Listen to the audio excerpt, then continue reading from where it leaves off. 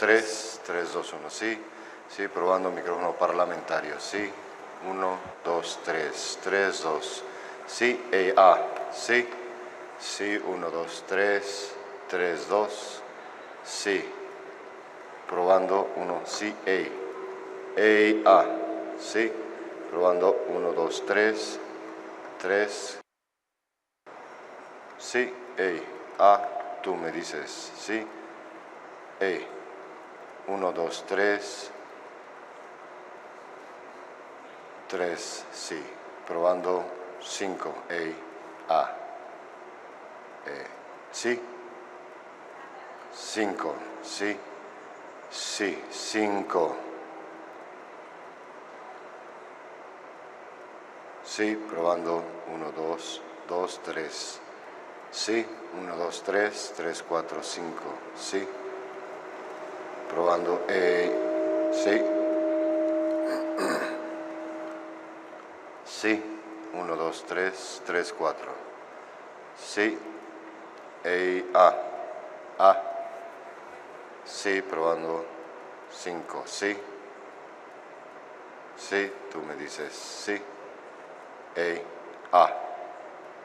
Sí, probando 1, 2, 2, 3.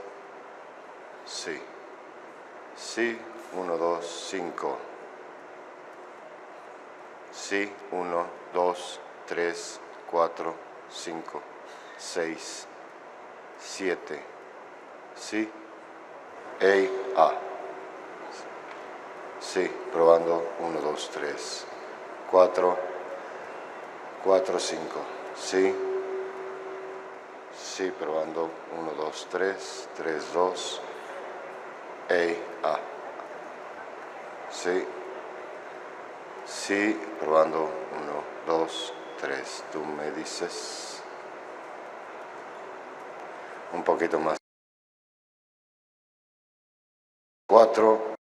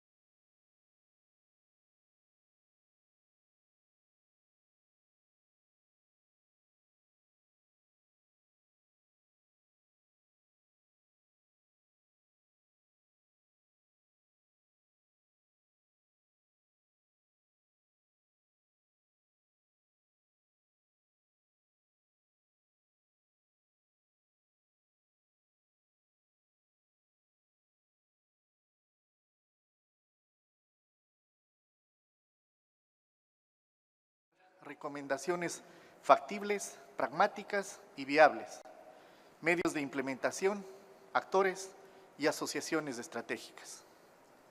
La dimensión humana de la migración, sin duda, convoca importantes consensos sobre aquellos aspectos que solo pueden unirnos, porque van precisamente más allá de las divisiones, más allá de las fronteras, más allá de los muros. Agradezco también el apoyo de la Secretaría para la elaboración de este informe. Con el fin de mantener mayor fidelidad con el lenguaje utilizado ayer, continuaré en inglés.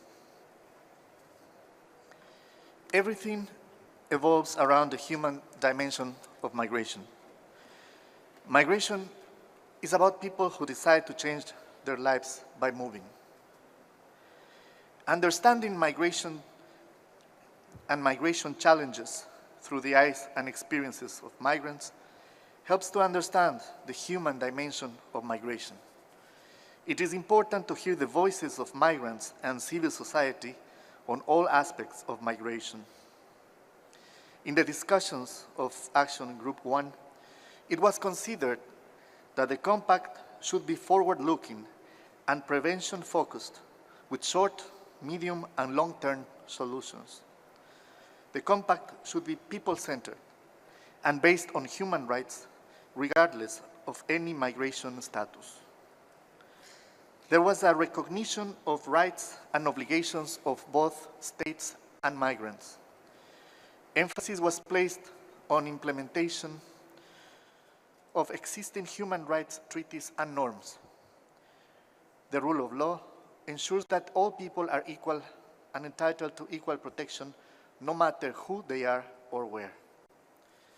The compact should mainstream gender, address gender-specific drivers in all aspects of migration, and eliminate discriminatory restrictions on women's ability to choose to migrate, while recognizing that migrant women have agency and are not vulnerable per se. While there was convergence that detention of migrants must be addressed, there was less consistency on how it should be addressed. Protection cannot be avoided as a responsibility, most especially the protection of children and vulnerable migrants. There was a special focus on migrants in vulnerable situations and on how to break networks of smugglers and traffickers. Particular attention was given to protecting labor rights, improving decent work and access to services, including healthcare, education, and justice as fundamental human rights. It was stated that the GCM should support legal pathways and include commitments on ethical recruitment, skills development and recognition, and the development of capacity to build systems of migration management. The GCM should have the SDGs as a basis. Discrepancy between rights and realities on the ground is large. It is necessary to reconnect and re-engage with diaspora. There is a responsibility to protect, to promote, to integrate them. While some delegates are concerned about having a clear distinction between migrants and refugees in the two compacts, others are concerned about the number of people in the middle that could be left behind, as they consider that such clear distinction in reality is sometimes not possible to be made. It is worth to mention that it was possible to identify actionable recommendations in the areas of migration management policies, women and gender, the promotion of human rights of migrants regardless of their status, the rights of children, labor migration, prevention of irregular migration, trafficking, smuggling, and modern slavery, and social and economic aspects of migration. A number of recommendations in these areas were identified with a specific means of implementation. Proposals were made, among many others, on the need to harmonize legal and institutional frameworks, mainstream gender, children's rights, and human rights in general throughout migration management policies and national legislations, identify and eliminate firewalls for access to social services, including health, education, justice for migrants, regardless of status, create information platforms for migrants in social services, access, and rights, implement the guiding principles of WHO to promote migrant health, implement the Convention on Rights of the Child, ensure their access to legal representation and the early identification and protection of unaccompanied children. Government oversight over recruitment processes of migrants and development of specific programs that reach labor migrants. Develop comprehensive multidisciplinary approaches to the identification and protection of victims of human trafficking, and, among many others, development of data, indicators, and migration intelligence for better policy and decision-making. Co-facilitators, there is useful material here, and there are minimum standards identified. We wish you wisdom to find creative approaches and proposals that, taking into account different and sometimes diverse positions, may finally consider the most important dimension of migration, the human dimension. Thank you. Muchas gracias, Arturo, Muchas gracias, Arturo, por tu espléndido informe. Ahora now I have the pleasure to give the floor to my distinguished friend, Ambassador Corneliu from Cyprus, who will report on community, on the community dimension. Please, Cornelius, you have the floor. Thank you, Juan Jose. Mr. President, Excellencies, dear friends, I would like first to take this opportunity and thank the government of Mexico through Juan Jose for the hospitality and for giving us the opportunity to meet this amazing place and its people.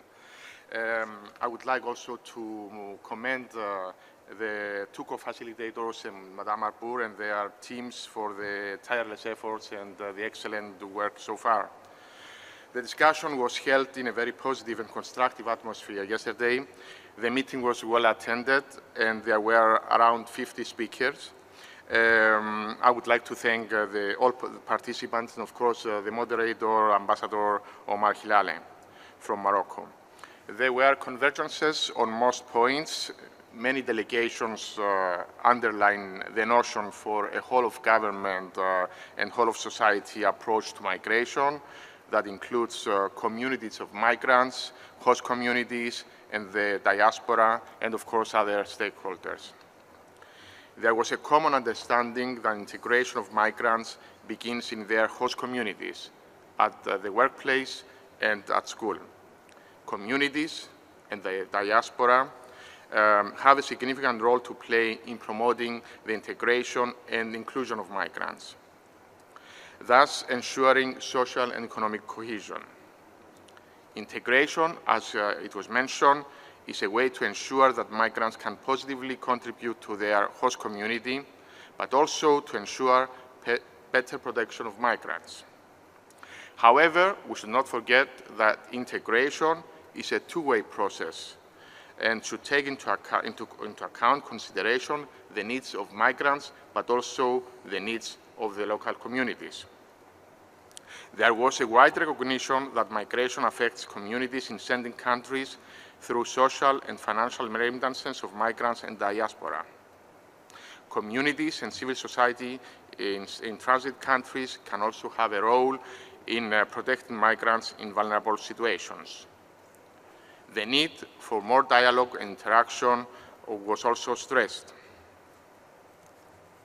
Public perception is often not in line with reality when it comes to migration, and many delegations underline the need for a positive narrative.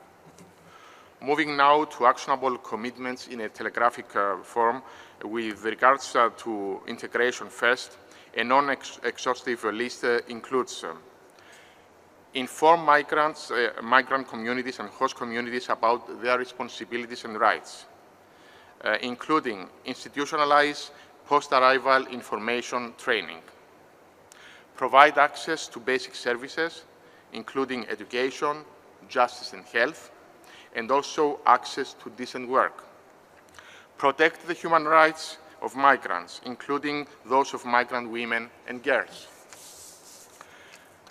ensure access to education for migrant children and that they socialize in their community early on, provide language training, set up seminars to empower migrants and promote their financial awareness, support multicultural activities that promote appreciation of migrant communities, forge partnerships with media, civil society, community leaders, religious leaders, private sector and unions, and of course the diaspora, forge partnerships between sending and receiving communities, support capacity building of local communities, including rural communities. Rural and indigenous communities and those affected by climate change are amongst the most vulnerable and should not be left behind. Address the negative perceptions, including xenophobia, racism, and all forms of discrimination. Include local communities in efforts to address trafficking and smuggling of migrants. Strengthen resilience of communities. With regards to community engagement in sending countries, some actionable commitments that came out of the discussion are engage the community in sending countries to ensure reintegration of migrants who return. Engage with local communities in migrant sending countries to inform prospective migrants of the risk of irregular migration and legal pathways. Facilitate the transfer of social remittances such as experience, entrepreneurship, and other skills of diaspora. Engage with the diaspora communities and local communities to help promote sustainable development in home and destination countries. Engage communities in addressing drivers of migration, including climate change and natural disasters. Thirdly, on data collection, collect data and promote positive messages, thus changing the narrative. Mapping of diaspora and their skills, setting up systems for citizens abroad to register. This would allow us for tailor-made skills enhancement and vocational training programs. In conclusion, in spite of the national framework, in spite of our differences, the communities have a vital role to play with regards to integration and inclusion of migrants, thus ensuring social and economic cohesion. Thank you, Juan Jose. Thank you so much, Cornelius. Now we go to the local dimension, and I'll give the floor to Ambassador Marta Maura. Marta, querida, tienes la palabra. Thank you. Good morning. Action Group 3 dealt with local subnational dimensions of migration. It was very lively. It was very concrete. And I think we got a number of actionable commitments that we believe can be put to good use in the design of the Global Compact. One overarching observation, cutting across all themes that were identified, was that the local level is where migration happens. That's the way it was put, where migration happens. It happens in schools, it happens in workplaces, in churches, and elsewhere. This should underpin all actionable commitments in the GCM, because it is there where the narrative on migration can change, whether positively or negatively, and where respecting human rights of migrants has its real impact. We identified 5 big subjects where actionable commitments were suggested. 1 was partnerships and coordination. 2, integration and protection. 3, labor needs and work opportunities. 4, citizenship and inclusion. And 5, mechanisms. With regard to the first one, partnerships and coordination, there was quite a broad agreement on the fact that the basis for the work of the local government is a partnership between the national governments and the local and subnational governments, because this is critical to ensure policy coherence between national and local levels of government. It's also the way that bilateral agreements and coordination between different local communities or municipalities and services can happen, including on questions as important as circular migration and labor needs in general. It's also the need for these partnerships between national and local governments is important when it comes to cross-border agreements or on border management. Also, partnerships must be forged between local government officials and the private sector, as well as with all citizens.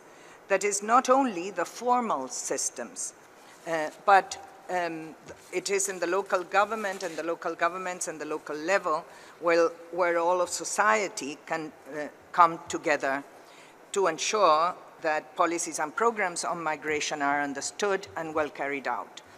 The regional consultation processes, consultative processes on migration are very useful forums for developing partnerships among and between local levels. In fact, although up to now the RCPs were generally attended by national governments, more and more some governments are beginning to include local actors, and this should be encouraged. And there was also some consideration of the fact that there's already a movement of different kinds of networks across local communities. In particular, the mention of the mayoral forum was done. The second subject, integration and protection. Two characteristics of the local governments are in this direction. First, that local services should be in public hands. And two, that there should be, in as much as possible, a one-stop shop or a one window for all services for migrants, but also for local communities. Support centers offering services including language, learning, health needs, education, job skills, financial services were mentioned, and many more. Pre- and post-departure services and training. Establish firewalls between provision of services and immigration enforcement. Inform migrants of their rights, legal pathways, and work opportunities. Train officials on how to identify and assist or refer victims of trafficking, other vulnerable migrants, and children. Improve and manage data at the local level was also seen as a way of integrating and, of course, improving protection systems. And ensure that migrants have identity documents, which helps them obtain the necessary services, facilitate the process of documentation, even ensuring translation so that migrants do understand what kind of documentation they require and they need.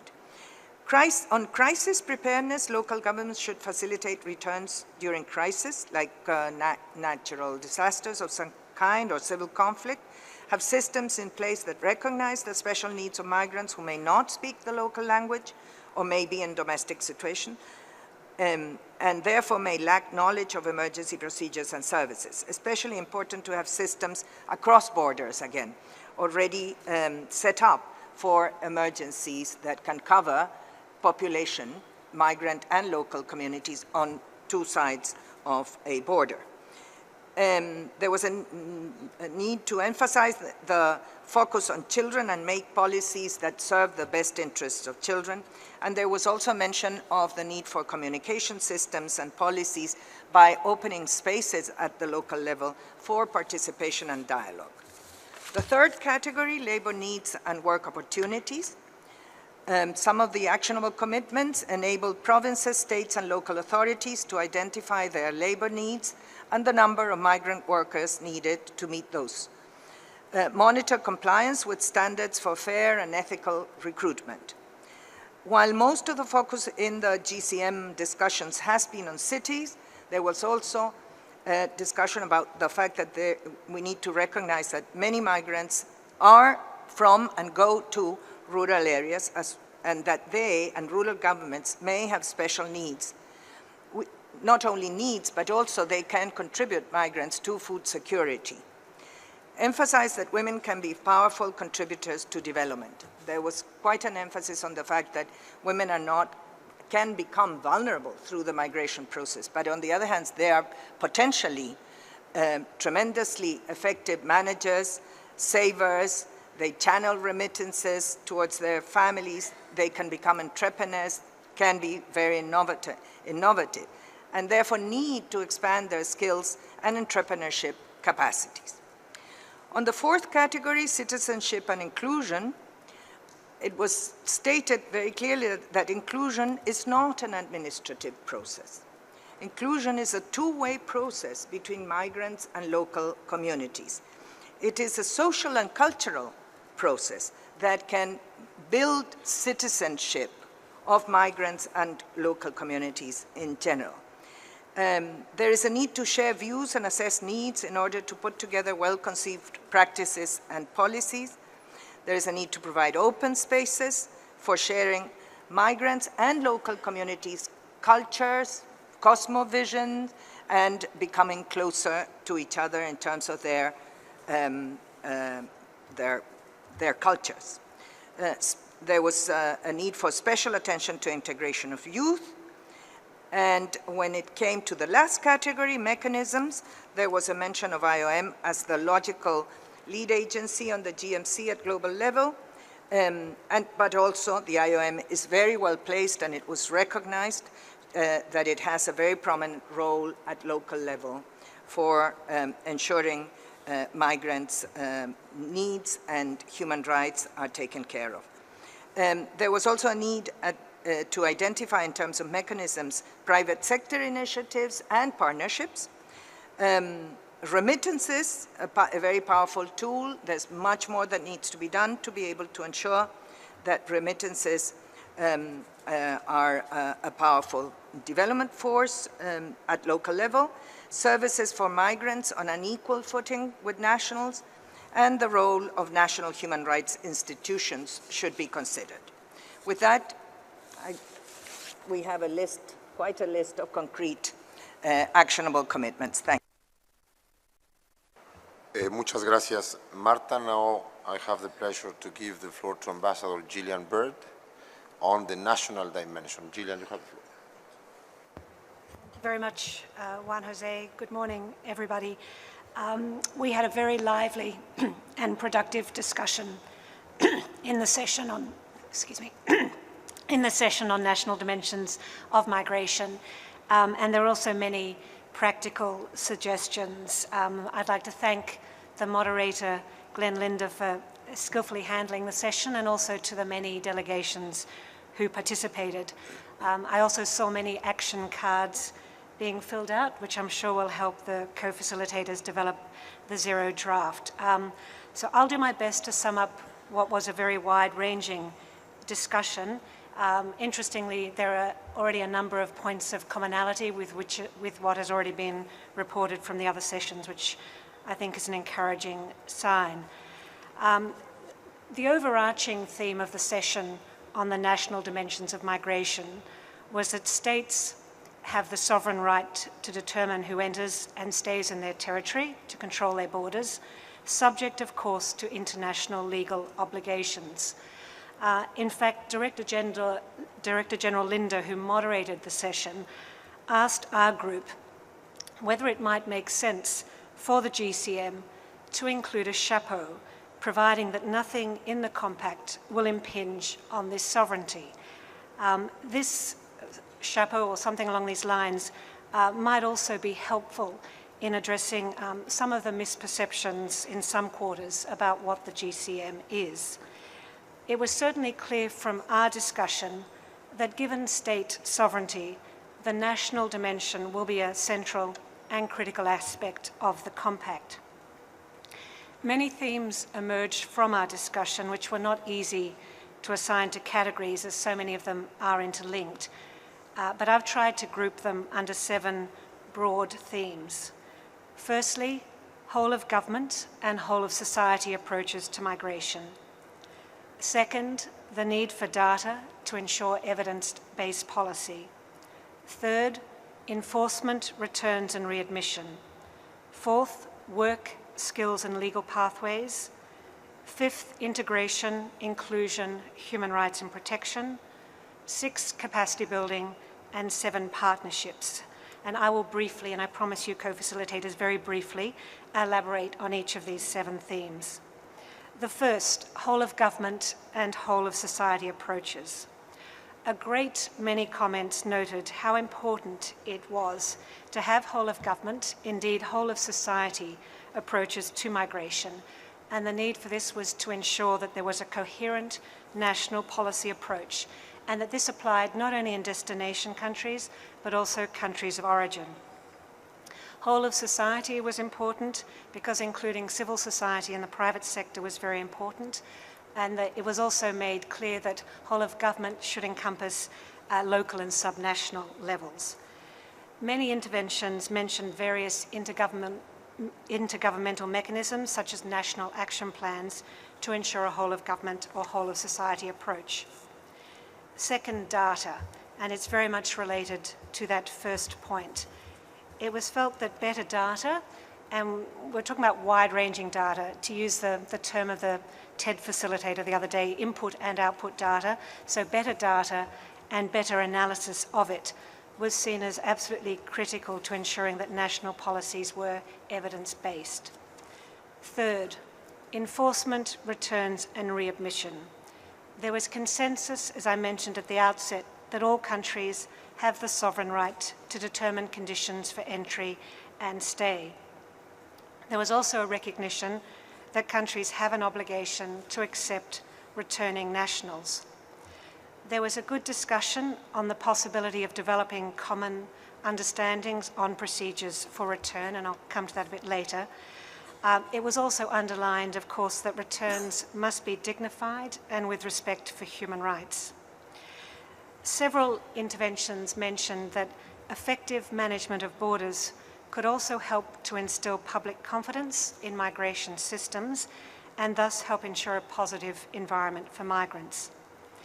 The fourth set of issues related to work, skills and legal pathways.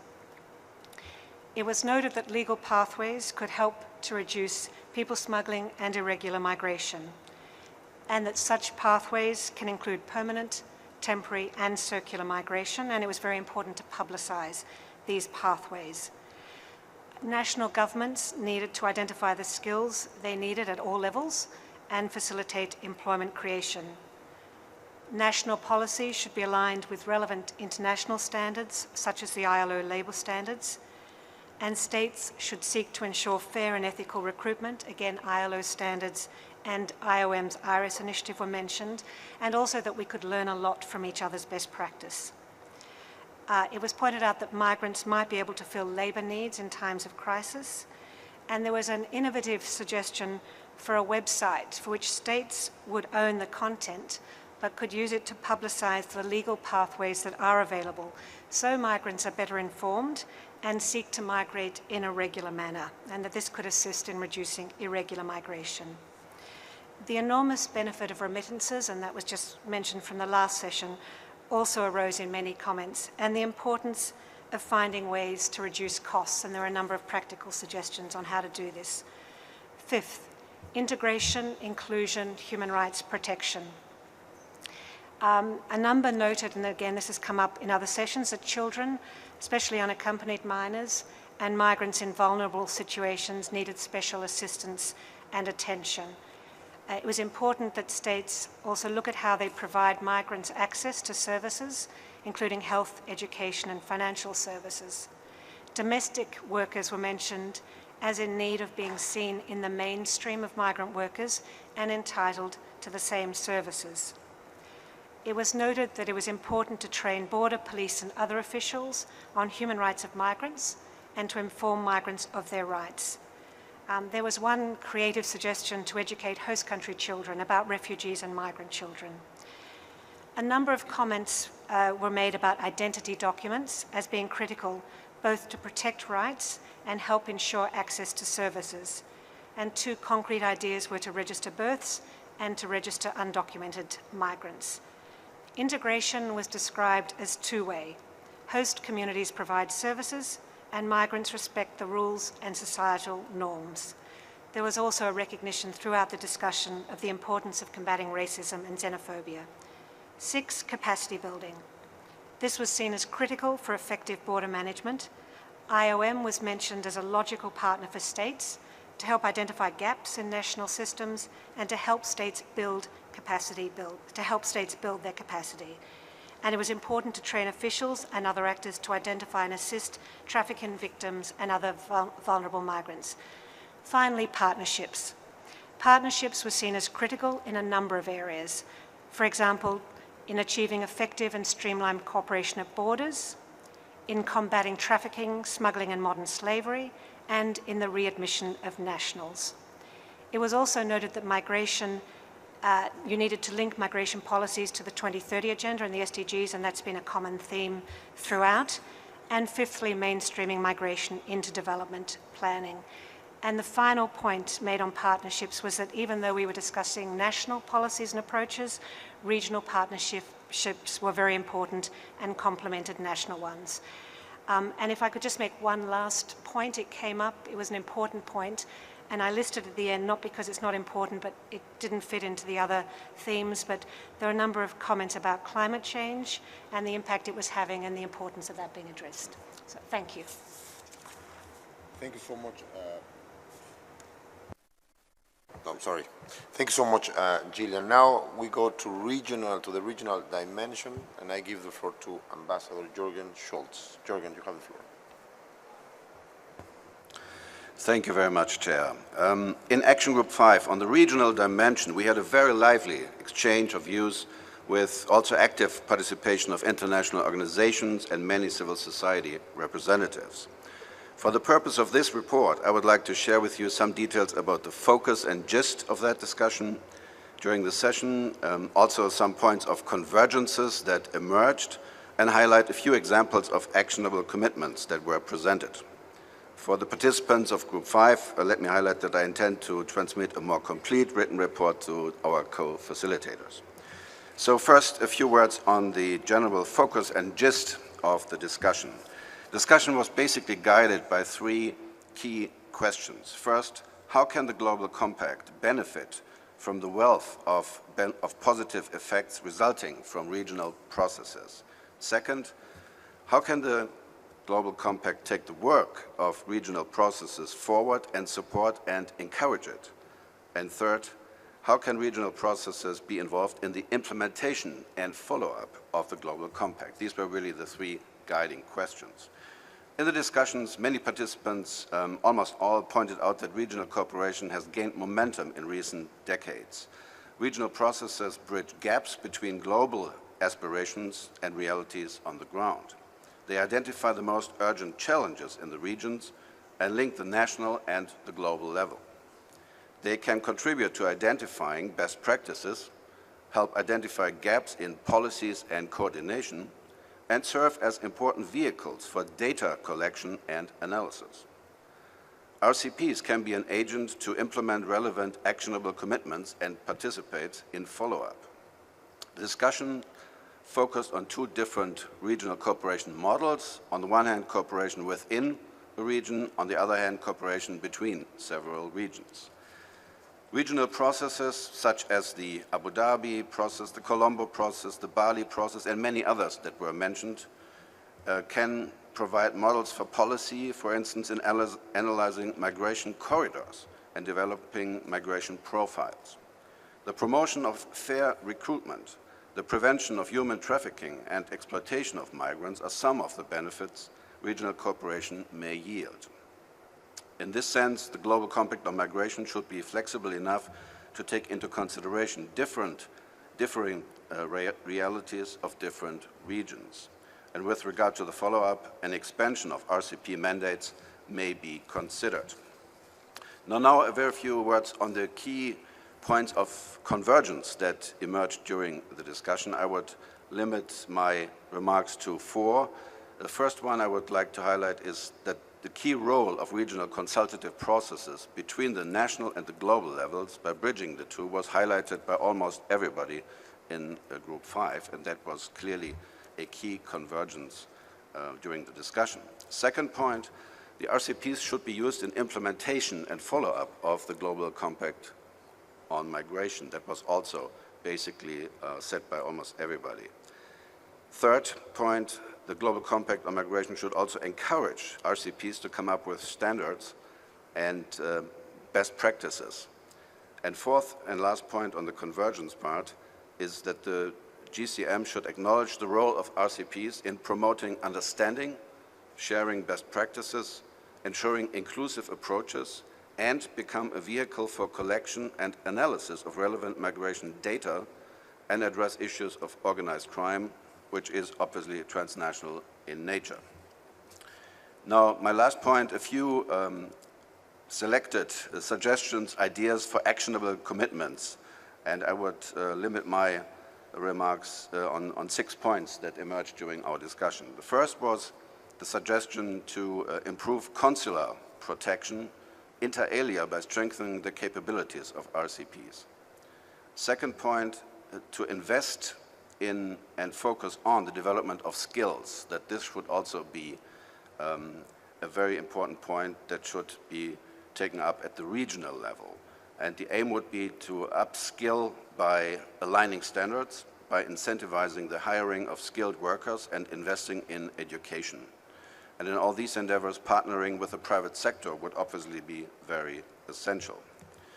The third point, the third suggestion was to design regional databases on migratory flows by collecting, analyzing, sharing, and harmonizing data in and between regions. And many participants pointed out that joint training in data processing would be key to achieve that goal.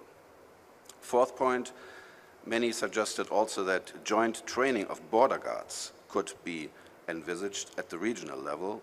This could be inter alia assisted by the development of joint regional procedural manuals. Fifth, joint law enforcement activities in border regions could also be considered as a means of implementation, as an actionable commitment by strengthening cooperation in this regard. And the sixth and last point I would like to mention is the suggestion that the GCM could call on regional processes to elaborate regional joint action plans on joint governance initiatives on managing migration. Thank you very much. Thank you, Jürgen. Now, finally, let's go to the global dimension, and I give the floor to Yusuf Umaru. Yusuf, you have the floor. Thank you very much, Ambassador. You know, it is very difficult to speak after such beautiful voices have already spoken before you. My English is very bad, so be advised. So, first of all, I would like to thank the government of Mexico for hosting this meeting, commend the two facilitators and the Secretariat for doing a wonderful job. Action Group 6, the session on global issues, so member states and stakeholders identify what they saw as the possible characteristic and content of the Global Compact on Migration. While the discussion covered some of the issues for which global cooperation and action might be needed under the GCM, it was not limited to these points. The key points were as follows. The human rights on migrants, regardless of the status, must be protected, and the human rights framework must be seen as the normative basis for the GCM. The GCM should contribute to the implementation of the global framework rather than create new ones. Second, the drivers of migration must be addressed, including the full implementation of the 2030 Agenda for Sustainable Development and efforts to sustain peace. In this regard, the Global Partnership for Sustainable Development on matters such as ODA, foreign investment, taxation, and technology transfer must be adhered to. 3, a number of delegations highlighted the need to expand legal migration pathway, make widely known those that are already available, and consider regularization of irregular migrants. Some delegations also stressed the need for global standards to ensure safe return of migrants to countries of origin. 4, the non-binding nature of the GCM, its respect for sovereignty, and the complementarity focus on international cooperation was also referenced to, though a small number of delegations proposed that the GCM be legally binding, at least in parts. The principle of shared responsibility was also referenced. 5, reference was made to the need of coherence between the migration and the refugee compacts, with care taken to avoid undermining the current legal refugee protection framework. 6, the potential of remittances must be realized by lowering the transfer cost, and a series of proposals were made in this regard. 7, the central role of data and disaggregated data, in particular that which was truly captures the positive contribution by migrant was referenced repeatedly. 8, the need for capacity building and strengthening of migration governance at the national level. Financial support must be made available for state and relevant actors that required assistance in this regard. 9, there was agreement about the importance of follow-up, but diversions on the scope of such follow-up. Many referred to the importance of making full use of the existing global migration architecture, which links the follow-up of the 2030 agenda. Some delegations referred to the importance of voluntary reporting on implementation of GCM. 10, the role of IOM as a leading UN actor on migration was recognized throughout, many calling for its central role to be clarified in terms of leading both a UN system-wide approach to migration as well as the ultimate follow-up arrangements for the GCM. The critical role of many of the UN entities was also underlined. 11, a number of other points that were referred to included the focus on smuggling and trafficking, integration of migrants in host communities, the need of data collection on missing migrant and migrant death, protection of labor rights of migrants, ensuring the rights of health of all migrants, addressing the particular voluntary facing female migrants, ending child detention and protecting child migrants are broadly underlined. Now I come to the actionable commitments.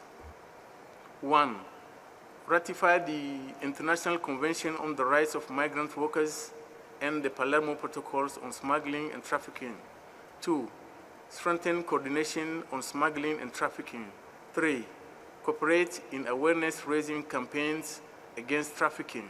4, strengthen national migration governance capacity, for example, through a demand-led capacity building financing facility. 5, provide financing for victims of natural disasters. 6, establish a fund to assist migrants in case of distress. 7, lower taxation on remittances. 8, cooperate on facilitating return. 9, establish global principle for return and reintegration. 10, reduce visa barriers and simplify conversion of type of visas. 11, cooperate on information sharing on legal pathways. 12, improve data on diaspora as well as engagement with diaspora. 13, adopt ethical recruitment mechanism and eliminate migrant workers recruitment fees. 14, provide capacity building to migrants in countries of destination. And 15, strengthen global approach and global cooperation on migration data. I thank you. Thank you very much, Yusuf. Thank you very much to you all. This was really interesting. While listening to each of the rapporteurs, Ambassador Lauber and myself were saying that, in fact, we were hearing many interesting, useful things that clearly will help us enormously in drafting and preparing the zero draft and understanding how it should look. So thank you so much. With this, we come to the end of this panel. I really want to thank the 6 rapporteurs for taking this task, to thank the 6 moderators who did great in pushing and making sure that this happened this way. And of course, thank you so much to the Secretariat who helped them to put all this together. And with this, I pass the floor to Ambassador Lauber to start the second panel. Thank you very, very much to you all. Thank you.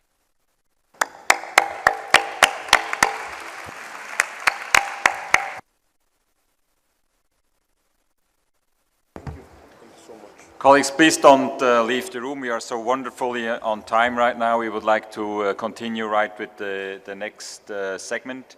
I would like to ask the 2 expert panelists we invited to start off this next segment to the podium.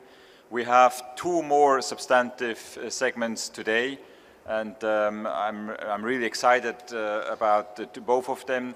The next one is about follow-up and implementation.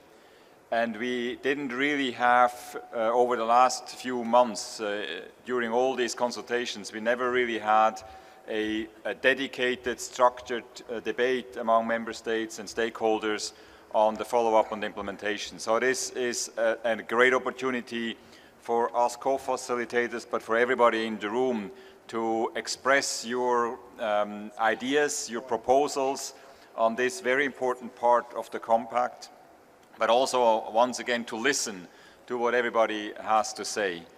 This is, we had a few questions on this. How do co-facilitators imagine follow-up and implementation? What's your ideas? And once again, we've had to remind everybody that this is not a co-facilitator's document. This is not a co-facilitator own process. This is your process. So we need to hear your ideas and your priorities for this, and that's what we're going to have this morning. Some of the issues you may want to address afterwards when you take the floor, and some of them will probably be addressed by our two experts, whom I welcome to the podium. We really need to think what we want this follow-up and implementation of the Global Compact to look like. What will be the means of implementation? You remember those who were participating even in the negotiations, in the discussions on the modality resolutions. That's a priority for many of the delegations. Means of implementations being partnerships, being programs for capacity building, being data exchange, and being financing, etc. What kind of partnerships will we need to implement the Global Compact? What is going to be the role of the stakeholders, of the different category of stakeholders in the implementation? What are we going to do, or how are we going to use existing processes and platforms in the domain of migration? We heard many delegations say we don't want to invent new ones. There is existing ones. How is that going to work out? What's the role of the UN system, the different parts in the UN system? All of this needs to be clarified, and we need to develop on these questions. So as I said, we're going to start off with two expert panelists.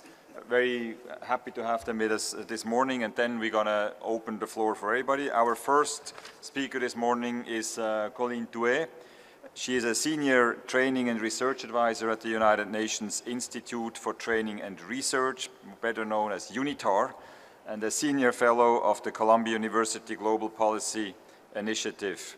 Colleen chairs the Capacity Development Cluster for the World Bank's Major Migration Project and co-convenes the UN Global Migration Group's task force on the same subject. Prior to her appointments in New York, she served as senior policy advisor for the Global Commission on International Migration, a commission established, many of you will remember that, by Under-Secretary General at that time, Kofi Annan. Colleen, thank you very much for being with us this morning. The floor is yours to start off this segment. Thank you. Thank you so much, Ambassador Lauber. Thank you to both co-chairs. Distinguished members of the audience, colleagues, and friends, good morning. It's really a great pleasure to join you on the last day of the stock-taking meeting relating to the Global Compact on safe, orderly, and regular migration. My remarks will focus on the follow-up to the Compact. An urgent priority for the Compact is to devise mechanisms for improving on delivery of its commitments. Certainly for individuals, for communities of people, actions over promises is what is expected. The international community needs to make positive change on the ground, since for people, this will be the most relevant benchmark by which to judge the Compact's outcomes. And while 2018 is an opportunity for consensus building in the field of international migration, the Compact itself must be seen as the beginning and not the end of a process. I will make 4 points on follow-up, drawing in part on the research and writings of Columbia University's Global Policy Initiative and the University of Ottawa that are being discussed and deliberated as part of a thought group for interested policymakers and practitioners known as the Migration Consensus Group. So first, in order to secure action with a qualitative impact for migrants, states and other stakeholders need the resources to build their capacities. This is not a new recommendation, it's one that exists to at least the time of the Global Compact on International Migration, the Global Commission on International Migration. Currently, there is a lack of data on domestic and external migration spending by states. It is therefore difficult to gauge what price, so to speak, a well-functioning global system of well-managed migration would cost and where the greatest funding gaps currently arise. So part of the Compact's monitoring could be to study expenditures globally and to help achieve greater transparency regarding financing for migration. But the compact itself should go further and consider establishing a voluntary global financing facility for migration, sourced by states, by development banks, and by private foundations. Such a facility should fund states, but also other key implementers in local government, civil society, and the like. There are a number of capacity support functions that such a facility should provide, and I'll just highlight a few. One of them is to support the social cohesion or living together work that receiving communities are doing in cities and municipalities that require support and assistance when it comes to developing the right policies and developing institutional arrangements and partnerships to foster social and economic inclusion of migrants in city centers. Another function of the facility, of course, is to strengthen institutions at the local, the national, the regional, and the global level to support the development, the implementation, and the monitoring of migration policies. Indeed, other fields have such facilities: the Global Environmental Facility, the Global Fund, Gavi, the Integrated Framework Delivering Aid for Trade. None of these exist, facilities such as these exist in the area of migration. My second point with respect to follow-up is, of course, the need for a functioning follow-up and review mechanism. Based on the existing analysis looking at other fields such as climate, public health, food security, and whether these are binding commitments or non-binding commitments, what we see as kind of the prerequisites of a robust mechanism are first reporting, follow-up and reporting at all levels of government, from national, subnational, and municipal. The fact that reporting has to happen beyond the state, but also from civil society and groups within society, and that what you really need also are national self-assessments. So let me dig a little bit further into these proposals. Whether a standalone or built into an existing mechanism, a state-led follow-up mechanism or forum should bring states and other stakeholders together annually or biannually to review progress on pledges and commitments, to exchange experiences, and to discuss and develop migration policies and practice. Drawing on models from the climate field, for instance, the compact could introduce specific formats for individual as well as kinds of collective action pledges by states and other stakeholders. The biannual or annual review of progress could rely on self-reporting by states and coalitions of actors, as well as a periodical global progress report prepared by the United Nations or perhaps by a panel of experts based on an agreed set of indicators. Given the prominence of regional migration dynamics and existing governance structures, it would also make sense to regularly take stock of the compact's implementation progress at the regional level. And finally, critical to sustaining a meaningful assessment of progress, national-level self-assessment exercises involving the whole of government and whole of society stakeholders is required. It's also suggested, again, based on the experiences from other fields, that external expert missions would complement and support country-level assessments. Moreover, on follow-up and monitoring, in addition to the process-related questions, there are interesting proposals out there for reporting on the Compact for Migration, that it be done in tandem with the Global Compact for Refugees. Third, follow-up will require a strong international organization for migration, IOM, that is firmly established as first among equals, buttressing the international institutional architecture in this field. What are some of the necessary enabling conditions to make this happen? A number of actions have been put forward, and here are some of the essential ones. Securing the organization's ability to engage in long-term strategizing through stable funding sources. Reforming the organization to provide it with the strategic and knowledge generation capacities to match its operational ones. Sustaining political support at the highest levels to ensure that migration continues to be systematically mainstreamed into development and humanitarian policy programming and programming.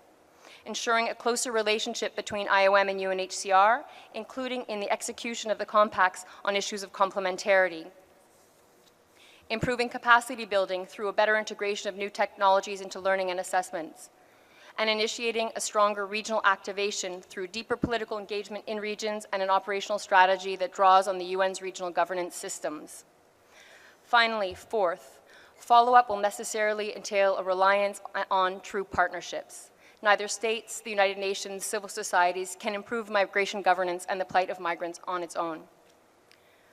My final word relates to one partner that you heard from yesterday. It is a partner willing to engage multilaterally, to inform, to assist, to strengthen its own capacities to engage, and here I'm referring to cities. As the Mayor of Montreal, Valérie Plante, indicated in her address, this begins with a relationship, open communication and trust between national government and subnational ones. Municipal leaders will in large measure have to support and in some cases orchestrate the follow-up to what states decide for in the compact. Moreover, they, in partnership with civil society, tend to migrants' well-being as they do for all city residents. The importance of engaging with cities is all the more relevant when national governments seek not to engage in this policy space. Just last night, and within the last 24 hours, over a dozen major U.S. cities, led by the City of New York, signed on to the Metropolis Declaration presented by Mayor Plante during her address yesterday.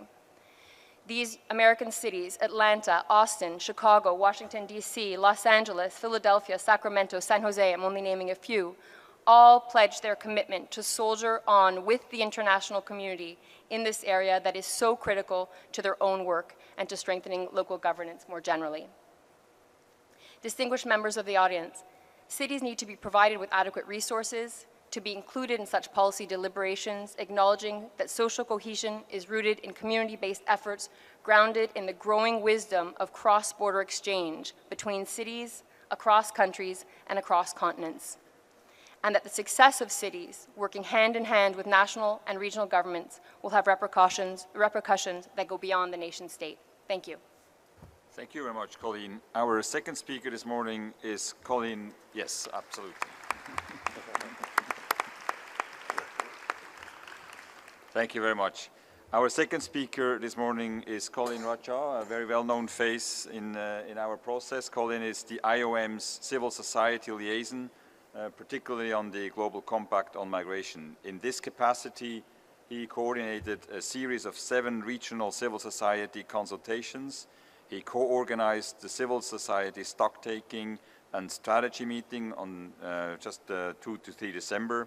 And he supported civil society engagement in various other events and sessions during the Global Compact's consultation phase over the last 12 months. Colleen, thank you for being with us this morning, and you have the floor. Thank you, Ambassador. I want to start by referring, as many of my civil society colleagues have this week, to our 10X for a Global Compact document, wherein we contain 10 specific recommendations and ideas that we've coalesced together this past year in thinking about what a Global Compact should and could look at. And specifically, I want to refer to Act 10 on governance, implementation, and monitoring. Ambassador Lauber has a very good Swiss watch. He's not going to allow me to go through all 6 elements of Act 10, but I want to touch at least on the first 3. The 10.1 specifically refers to strengthen leadership at the UN level. In particular, talks about furthering the continued integration of IOM into the United Nations system, something that Colleen already referred to quite a bit here. 10.2 talks a little bit about architecture, and specifically we refer to sort of a 2-year transition phase. And in this 2-year transition phase, we speak about an elevated SRSG's office and working very closely with, starting with a quintet of agencies, IOM, UNHCR, ILO, OHCHR, and UNODC.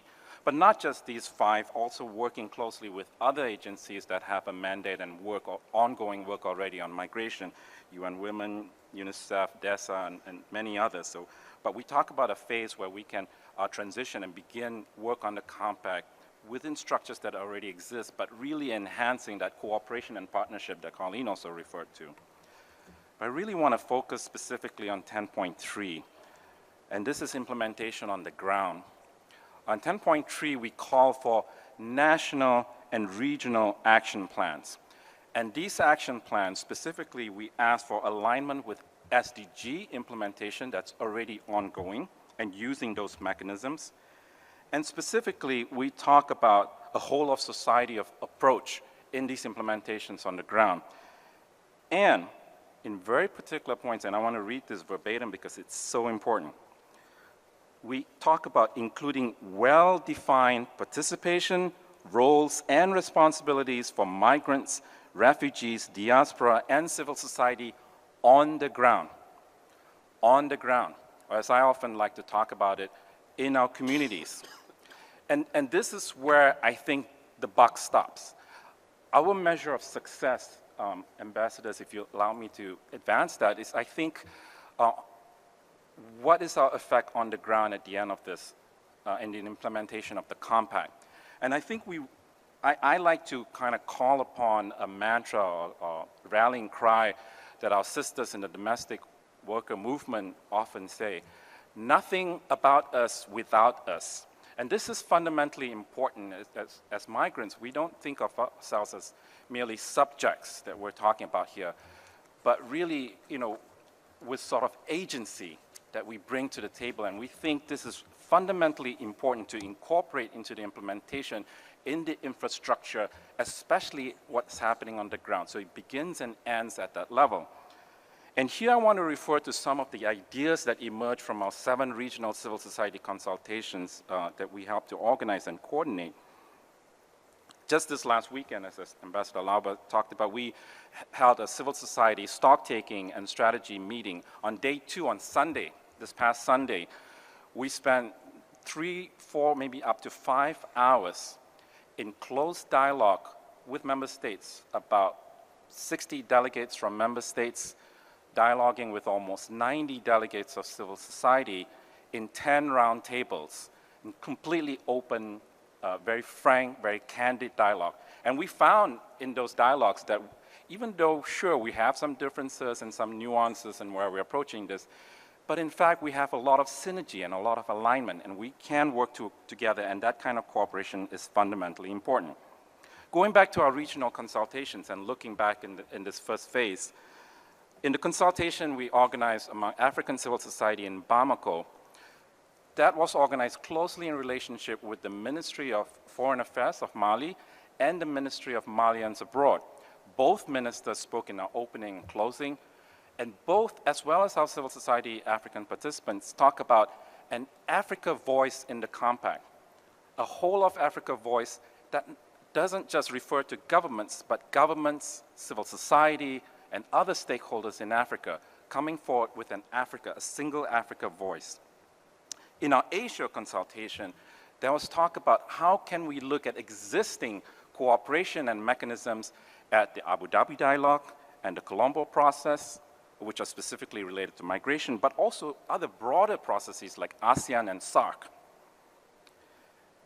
Back to Asia again, in the ASCAP consultation just last month in Bangkok, we had very strong civil society delegation there, and that also utilized existing ASCAP mechanisms in terms of civil society cooperation. We had similar sort of cooperations at other regional economic commission meetings with ECA and ESCWA. It's probably one of the things that I fault myself not starting early enough in collaborating and cooperating closely with the REC liaison office in New York, but I think we can build on what we have. At the national level, I want to take the example that just took place just 2 weeks ago, right here in Mexico, the Mexican National Consultation, where with the support of IOM, we worked very closely, Mexican civil society worked very closely with the Mexican government and actually co-drafted and probably drafted most of the outcome report from that consultation. And finally, I want to refer to the RCP, something that Colleen also referred to, I think. When we had a meeting of our regional focal points in Geneva back this summer, we quickly honed in on the RCPs as a very critical point. We couldn't quite figure out what exactly, but we thought it was essentially important. And I'm happy to say the outcome of that discussion was at the 7th GRCP meeting 2 months ago in Geneva. For the very, very first time, we had a special panel dedicated to partnerships with other stakeholders, including civil society, and we had civil society speakers in the room. And resoundingly, unanimously across the board with all RCPs, there was strong support for closer cooperation and partnerships, and this is something we can build on. So I finally want to say, ambassadors and fellow colleagues here, we've planted the seeds of partnerships and cooperation already in phase one. We don't have to reinvent the wheel, and we have ongoing mechanisms. We just need to go further into them, enhance those. In the next phase, in the negotiation phase, we can maybe let those seeds grow. We can pour some water, put some fertilizer onto it. But in many ways, these will take their own shape and forms. And a strong oak tree that comes out of that seedling really takes many shapes. Sometimes it weathers some storms, a branch breaks off, but 3 or 4 grow in its place. And I think this is what we'll see in the implementation phase. If we're committed to these partnerships and cooperation, we might not have the very perfect uniform model for these, and they might take many different forms in different regions and different countries. But if we are committed to this all together in a whole of society approach, I think we can really build on this in the implementation phase, and we can really develop this as we move along. But that commitment needs to start here and now. Thank you.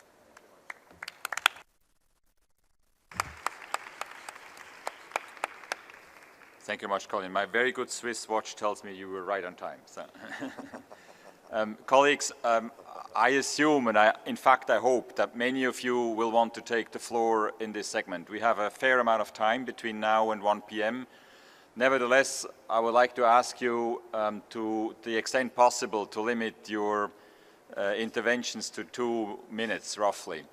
And also, I know we've said this before once or twice, please try to be specific. This is really the golden opportunity to come on with specific recommendations, not policy statements. We are now particularly talking about follow-up and implementation. Also, you still have the possibility to submit these index cards with your proposals and proposals for commitments. Also, I want to dispel a misunderstanding. These are not your commitments anybody is going to hold you up to. Don't worry, you can even put them into the box without signing off the name of your delegation. This is just for us an excellent opportunity to get your proposals for commitments, means of implementation and partnerships, and we will take them into account when we work on the next phase. The box is still outside, please make use of it. I also would like to ask you on behalf of our translators who sometimes get a bit into trouble when you try to limit your 4-minute statements into 2 minutes. Please try to speak at normal speed, or else it's impossible to translate your very important messages. Nevertheless, try to stick to 2 minutes.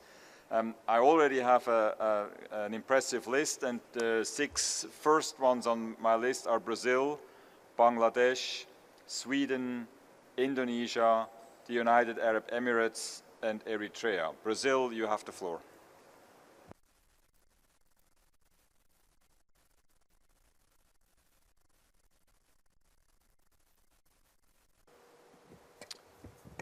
Thank you, Mr. Co-Facilitator, and I'd like to thank the panelists for their presentations. Since you requested us to make recommendations, we would like to share some thoughts on how we should proceed with the follow-up. First, we do feel a need for a follow-up on an yearly basis, something that goes along the lines of a peer review, and that that should encompass all members of the United Nations. I mean, this is a global compact, and it should be followed up as a global initiative. My second recommendation, Mr. Chairman, is that, Mr. Facilitator, is that we do need to, we need a medium and long-term time frame for this initiative. We're not talking about a short-term initiative. We're not talking about 2017 or 2018. From this point of view, we have to keep in mind that we need to keep open the possibility of a 5-year review conference, or a 10-year review conference, or a 20-year review conference. But in any way, this has to go on in time, and that's important. And on the body that should do this follow-up, from the recommendations that I have just made, I would like to say that we need a universal body a body that can bring the migration issues right into the heart of the United Nations. In this regard, it must be a body that can coordinate the work already done, which means to bring on board the ILO, the WHO, and many other agencies.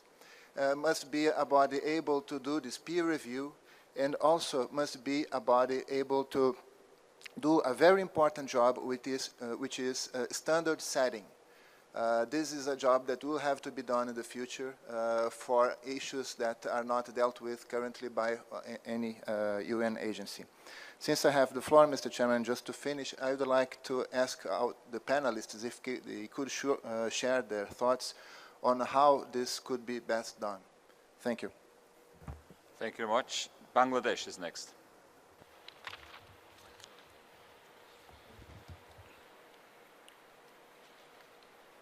Thank you, Mr. Chair. I, on behalf of Bangladesh delegation, I would like to take this opportunity to thank the Mexican government for hosting this excellent meeting.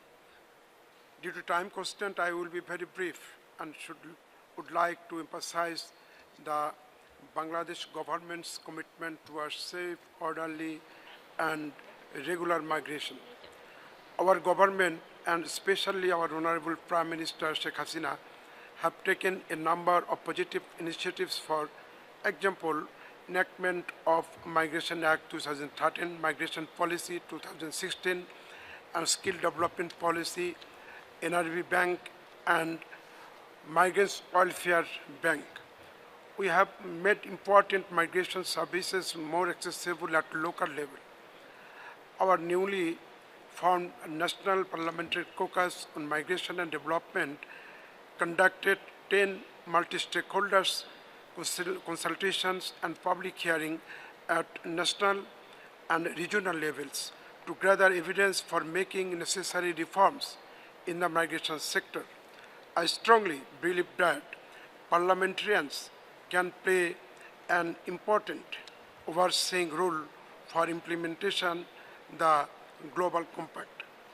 I would like to emphasize 3 critical issues for your consideration in the Global Compact. Issue 1, ethical recruitment, including reducing the high cost of migration and regulation, the role of middlemen. We understand that it is important to work collectively with sending countries, countries of transit and receiving countries.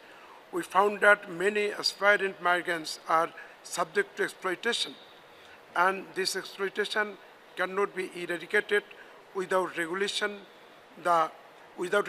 the middlemen at both ends.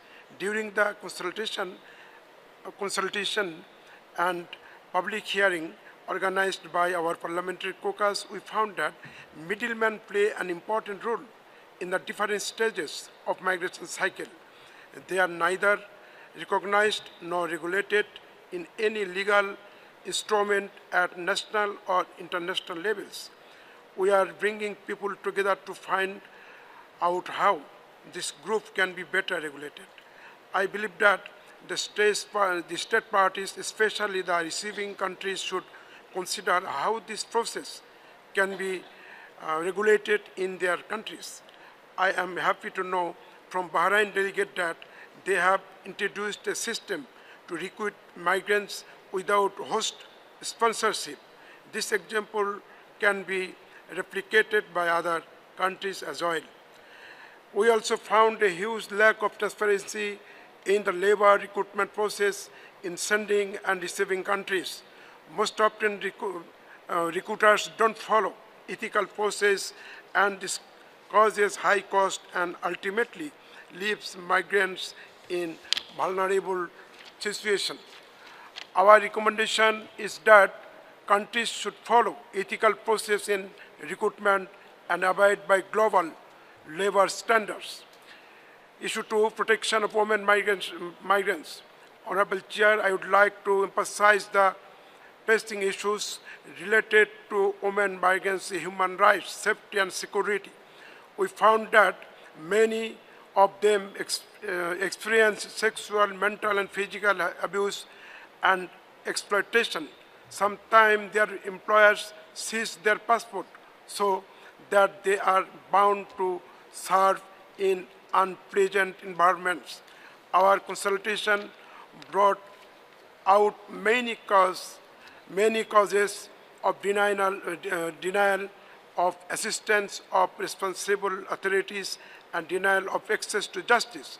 There should be a strong commitment to legally binding mechanism that ensure protection of female workers and compliance in receiving countries with international labor standard. In addition to that, both labor sending and receiving countries should have obligatory and comprehensive bilateral agreements to protect migrants' rights. Issue 3, social protection for all migrants and their family members. We stress that the GCM should call for strengthening national social protection system so that migrants have access to justice, information, and basic services like health care and education. Such protection is particularly important for those migrants who are in vulnerable situations. I thank you, Mr. Chair, and panels, and all participants for your patience to hear my statement. Thank you all. Thank you very much, sir. And the next delegation, I understand Sweden cedes its place to the European Union. European Union, you have the floor.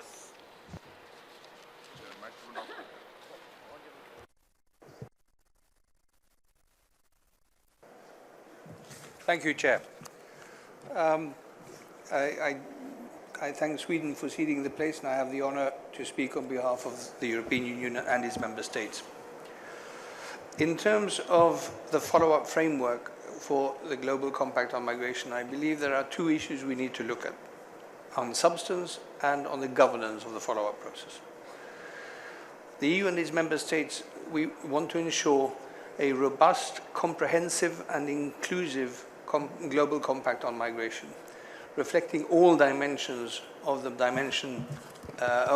migration issues and bringing added value to the New York Declaration for Refugees and Migrants, and further strengthening cooperation amongst countries of origin, transit and destination in tackling migration challenges.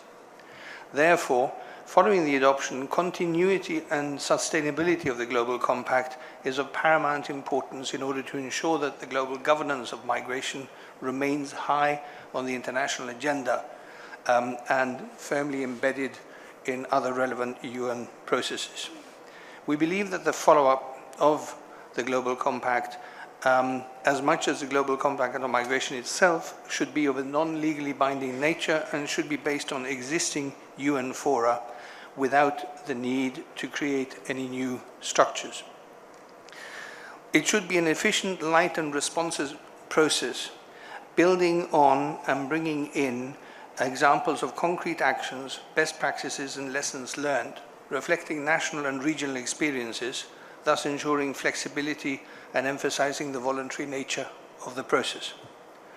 Regional and cross-regional follow-up should also be part of the process, with the aim of enhancing regional ownership and encouraging sharing information, ideas and practices in the regions and across regions, which could feed into the global review process.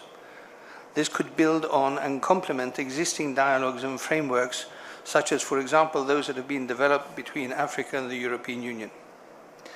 Concerning governance, the IOM, in our view, should play a lead coordinating role in the follow-up and review process of the Global Compact on Migration, in close coordination and cooperation with other relevant UN agencies and bodies, given the multifaceted aspects of migration. Consideration should also be given to make the best use of IOM's policy and technical expertise in this regard, including through periodic reports on the progress achieved while taking into consideration the state-led nature of the process. The follow-up process of the Global Compact should be aligned with the existing mechanisms that are already charged to assess progress towards the achievement of the migration-related commitments in the 2030 Agenda, such as a high-level political forum on sustainable development or the General Assembly high-level dialogue on international migration and development. The Global Forum on Migration and Development could also provide additional input in the follow-up and monitoring process However, its informal and government-led nature should be retained. Finally, Chair, if we aim to streamline all existing international migration frameworks, we should be careful not to have too many players to stake the claim. For this new process to succeed, it's key to ensure a close link to the UN Secretary-General to have strong political steer from the top. With regard to the means of implementation, we consider that the Global Compact on Migration should not impact on member states' assessed contributions in the UN system. We should rather focus on innovative partnerships and better involvement of the private sector and of other stakeholders. The success of this Global Compact depends on countries working together. A solid, comprehensive, inclusive and efficient follow-up and review mechanism will be crucial in order to ensure effective implementation of the Compact. The EU and its member states will continue to support this novel process and believe that it's an important opportunity to strengthen global cooperation in order to promote a balanced, comprehensive approach in managing migration. Thank you, Chair. Thank you very much. Indonesia is next.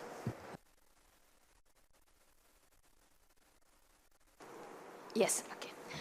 Allow me, Mr. Chair, to share Indonesia's view on the follow-up and the implementation of the Global Compact on Migration. We are fully aware that the GCM is not a binding instrument and that there may be views that creating an implementation and monitoring mechanism will not be relevant to the process. Yet, Indonesia believes that implementation and monitoring mechanism, albeit voluntary, is instrumental for the effective implementation of the GCM. Migration is a global phenomenon, multidimensional, and necessitates multi-stakeholder approaches. Without better governance of monitoring and implementation, it is difficult to imagine that GCM will serve the best interests of people. Mr. Chair, as of now, with regard to the implementation and monitoring mechanism, Indonesia suggests several recommendations in this regard. First, states should bear the main responsibility in implementing and monitoring the GCM, supported by other non-state actors. Therefore, states should create national strategies for implementing the GCM. The second, encourage wider participation of relevant stakeholders, including civil society organizations and tripartite institutions. Third, utilizing various existing mechanisms, such as regional and global processes, including, for example, ASEAN and Bali process, as well as Global Forum on Migration and Development, and ECOSOC regional institutions. And fourth, establishment of mechanism for capacity building and transfer of knowledge to reduce gaps within and among countries by, among others, revitalize labor training centers and at strengthening the workers' capacities and collaboration with private sectors to align training curriculum from today's labor market skills management. We are interested in hearing more about the proposal from other countries and stand ready for the successful of the adoption of the GCM. Thank you, Mr. Chair. Thank you very much. United Arab Emirates is next. Thank you, Chair. Yesterday at the breakout session on global dimensions, a number of member states expressed their view that caution needs to be exercised in defining commitments made by member states, and the role of an eventual follow-up and review mechanism for the GCM as a non-binding international compact. It was noted that commitments made by member states must be seen as voluntary, and their implementation will be strictly on a voluntary and collaborative basis. It follows that the function of any follow-up and review mechanism is not to monitor compliance, but rather to review progress, to offer assistance to implementing member states upon request, and to disseminate and share best practices with a view to maximizing their benefit at the regional, interregional, and global levels. The UAE aligns itself with this interpretation. The UAE further believes that the IOM, as the lead UN agency on international migration, is uniquely suited and qualified to serve as the secretariat for such a follow-up and review mechanism. Thank you. Thank you very much. Eritrea is next. Thank you, co-facilitator. In the past 2 days, many concrete ideas were put forward for a better migration governance. However, if the GCM is to achieve its objectives, it needs to be backed by a clear follow-up on its implementation in a balanced manner of its collective agreed commitments. In this regard, I would like to briefly highlight 4 initial views on the implementation and follow-up. In terms of institutional framework, in the past decade, several mechanisms and initiatives had emerged at regional and international levels in the area of migration governance. IOM joining the UN family was a very important addition to the global migration discussion. The GCM should consolidate and further strengthen the existing coordination and implementation of mechanisms, but not substitute them. We recognize the role of IOM as a lead organ on migration. The complexity of migratory phenomena means the need for a multi-sectoral, multidimensional follow-up mechanism, enhancing the coordination role of the Global Migration Group, as well as strengthening and regularizing dialogue and coordination with regional organizations and initiatives in this regard would be important. Second, the implementation process should aim to keep GCM and its implementation dynamic. In this regard, the existing international forums, such as the International Dialogue on Migration, could be useful as a platform for a regular dialogue to assess gaps, challenges, and best practices between member states and other stakeholders. We believe there is a need for a high-level forum to make a periodic assessment and a political push. This can be done every 3 to 5 years, similar to the Global Plan of Action Against Trafficking. Third, in terms of means of implementation, while financial means are critical, we need to give emphasis on the contribution of migrants in the implementation of the compact. Migrants should not be seen as an object, but as agents who can contribute in accelerating socio-economic development in countries of origin and destination. The GCM should focus more on the ways to harness the capacities, financial skills, and others of migrants in addressing not only the migration-related challenges and opportunities, but also the implementation of internationally agreed development agenda. Fourth, in terms of reporting, we may think of voluntary reporting. As migration involves multiple member states, we can even think of having a platform for joint reporting between countries of origin and destination. Finally, Eritrea will continue to support this process and closely work with all countries for the success of the GCM in order to make migration safe and consolidate the contribution of migrants and diaspora communities. I thank you, Mr. President. Thank you very much. I would now like to give the floor to the Director General of IOM, William Swing. Director General, you have the floor.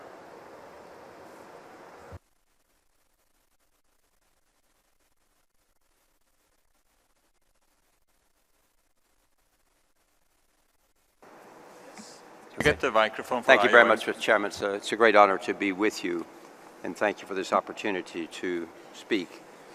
I think it's quite clear to all of us that the adoption of a global compact on migration is not only a major achievement, it will be historic. At the same time, as many of you have said already, this will not be the end of the road. It will be just the beginning, especially as we know that not all issues will be solvable at this immediate occasion of the Global Compact. Now, as it seems highly likely to us, and I think to many of you, that the Global Compact will be non-binding, we at IOM see a need already to focus on post-Global Compact, and therefore your discussions today on a follow-up and review mechanism is particularly welcome and especially timely. In other words, how does one ensure that there is progress on the actionable commitments that all member states will be making? And how can we, in international organizations and others, how can we help member states to achieve those actionable commitments? With that as a background, let me make 3 quick points. First of all, we, like many of you, foresee an urgent need to focus on a robust follow-up and review mechanism with a number of key elements, core elements, benchmarking and regular review of our actionable commitments, not to give people a score, put them in a category or a tier or a level, but to say, how are we doing? And how can we do better? Secondly, to be in a position to provide support to countries that really don't have the full capacity they will need, and to try to support them. And then, of course, an ongoing dialogue in the sense that we know now that we will not resolve all of the knotty issues out there, and so they will not be included in the Global Compact, but it doesn't mean they're any the less important, and we would need to continue a dynamic dialogue and might eventually be able to bring those issues under the umbrella also of the GCM. In our view, just as migration is multifaceted and very dynamic, so also should we have a dynamic GCM process ongoing until we begin to come around all the other issues that are out there. Second point, to be effective, follow-up has to take place at all levels, national, regional, and global. We all know from our experience that most of the activity in migration occurs at the national and regional level. And we're very fortunate to have countries engaged. I think every country in the world basically has migration as one of its priorities. And at the regional level, we have these large number, more than 20 regional consultative processes. So at the global level, there are a number of ways we'll need to have some kind of, I assume, of an annual forum, annual dialogue. We would need to have probably some kind of a review conference. I don't know, every 3 to 5 years perhaps, something that might eventually take the place of what's been the high-level dialogue of the General Assembly. I don't know, I'm not making policy, but I'm trying to think aloud with you on this. And of course, partnerships are going to be key to whatever we do. There's no one of us that can do the whole job alone. So, and I have tried to build IOM on the concept of partnerships, and we're constantly reaching out. And then my third point is the selection of who's to lead the follow-up and review mechanism could well be critical to the actual success of the Global Compact. I'm very humbled that so many of our member states in our 169 member state gathering last week in Geneva, so many of them spoke out saying they'd like to see IOM play a role in the follow-up mechanism, not further specified. We've heard a number of you, and we're very humbled and appreciative of what we've heard here in the last 3 days. We greatly appreciate that. You know, they base, I guess, on a number of things, our 66 years of experience, and just as an aside, yesterday was our 66th birthday, December 5, 1951, along with UNHCR. The global footprint in 480 places around the world, now being part of the UN system, the only agency totally dedicated 24/7 to all aspects of migration. So I guess those were some of the reasons, perhaps. Also the fact that we are committed to partnership, whether it's the GMG, whether it's the Global Forum, or otherwise. So let me close by saying that giving whatever role you give us in this, or wherever to be given, would itself be an answer to the plea of everyone that we not create any new mechanisms.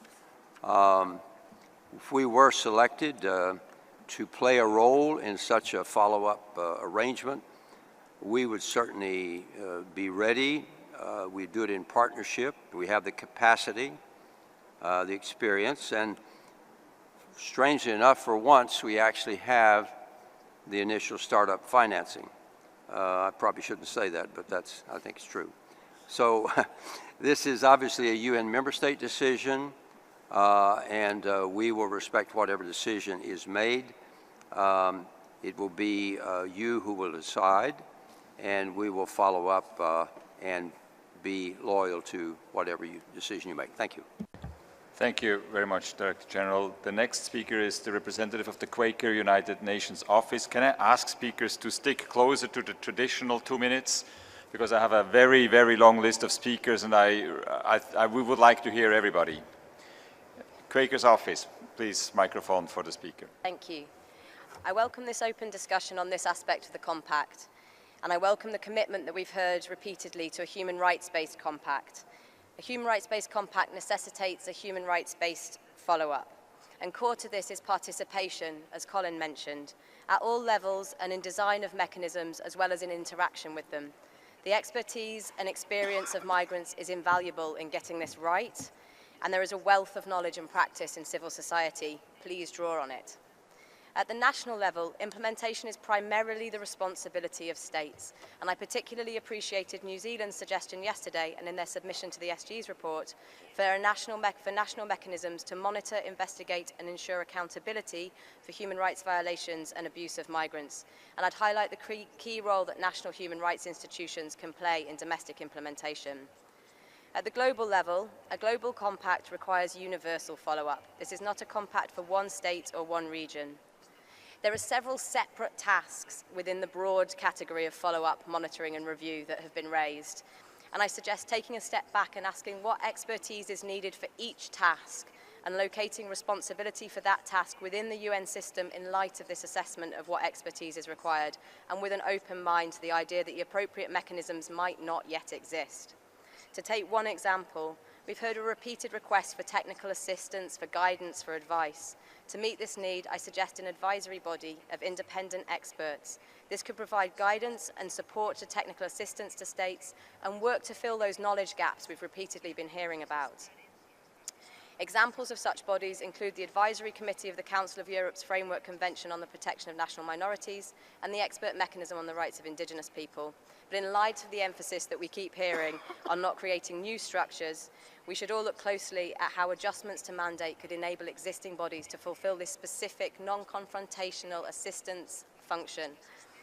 And though I would have one last caution on not creating new mechanisms, and that is to ask ourselves honestly if the systems that got us where we are now can really take us where we're going. Thank you.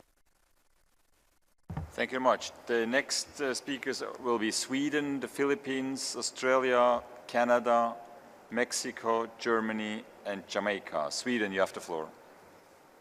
Thank you, co-facilitators, and thank you to the panelists. Sweden aligns itself with the intervention of the EU. Sweden would like to see an enhanced coherence and cooperation on migration at the global level, including a multi-stakeholder approach, and not least within the UN system. We believe it's crucial for more effective support to member states and migrants. The follow-up mechanism can be a determining factor for how well the UN functions on migration. By giving IOM a leading role in the coordination and follow-up, we could enhance the UN internal coordination and coherence in a manner that catalyzes action and promotes the mandates and comparative advantage of the different entities in the UN system. IOM Council last week adopted a resolution that notes that IOM can submit reports to the General Assembly and calls upon IOM to provide its support to the GCM and its follow-up. Sweden would like to see a dedicated and regular follow-up mechanism to review the implementation of commitments in the Global Compact. This mechanism should also lay the foundation for incrementally closer international cooperation that can generate new commitments among various stakeholders. Therefore, important that it is designed to include and enhance the cooperation between different actors. It should enable new partnerships between coalitions of member states that wants to take lead on certain issues together with the civil society and the private sector. Thank you. Thank you very much. The Philippines is next.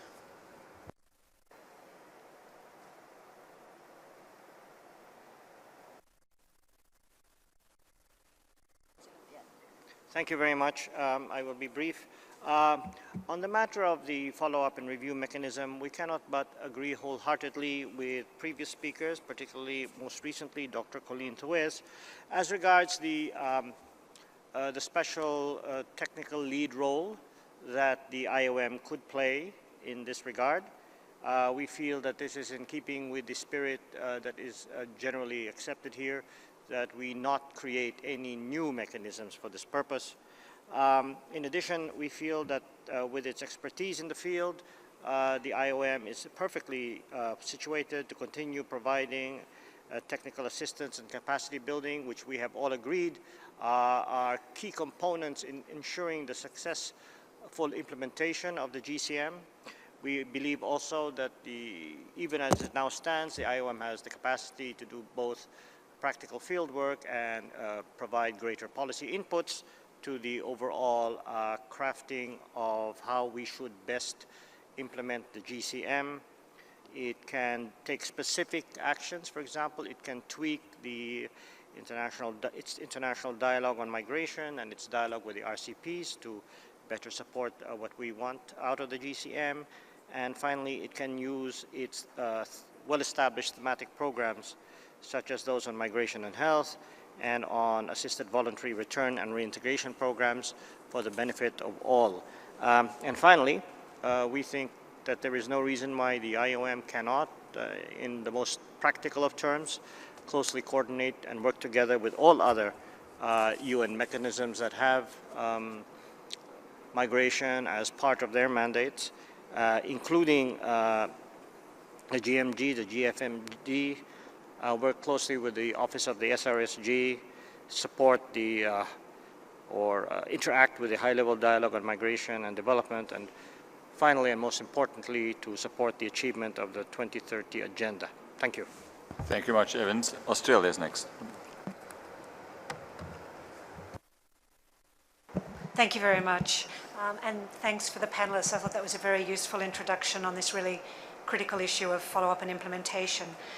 A key point of departure when we are considering follow-up and implementation is the nature of the compact itself.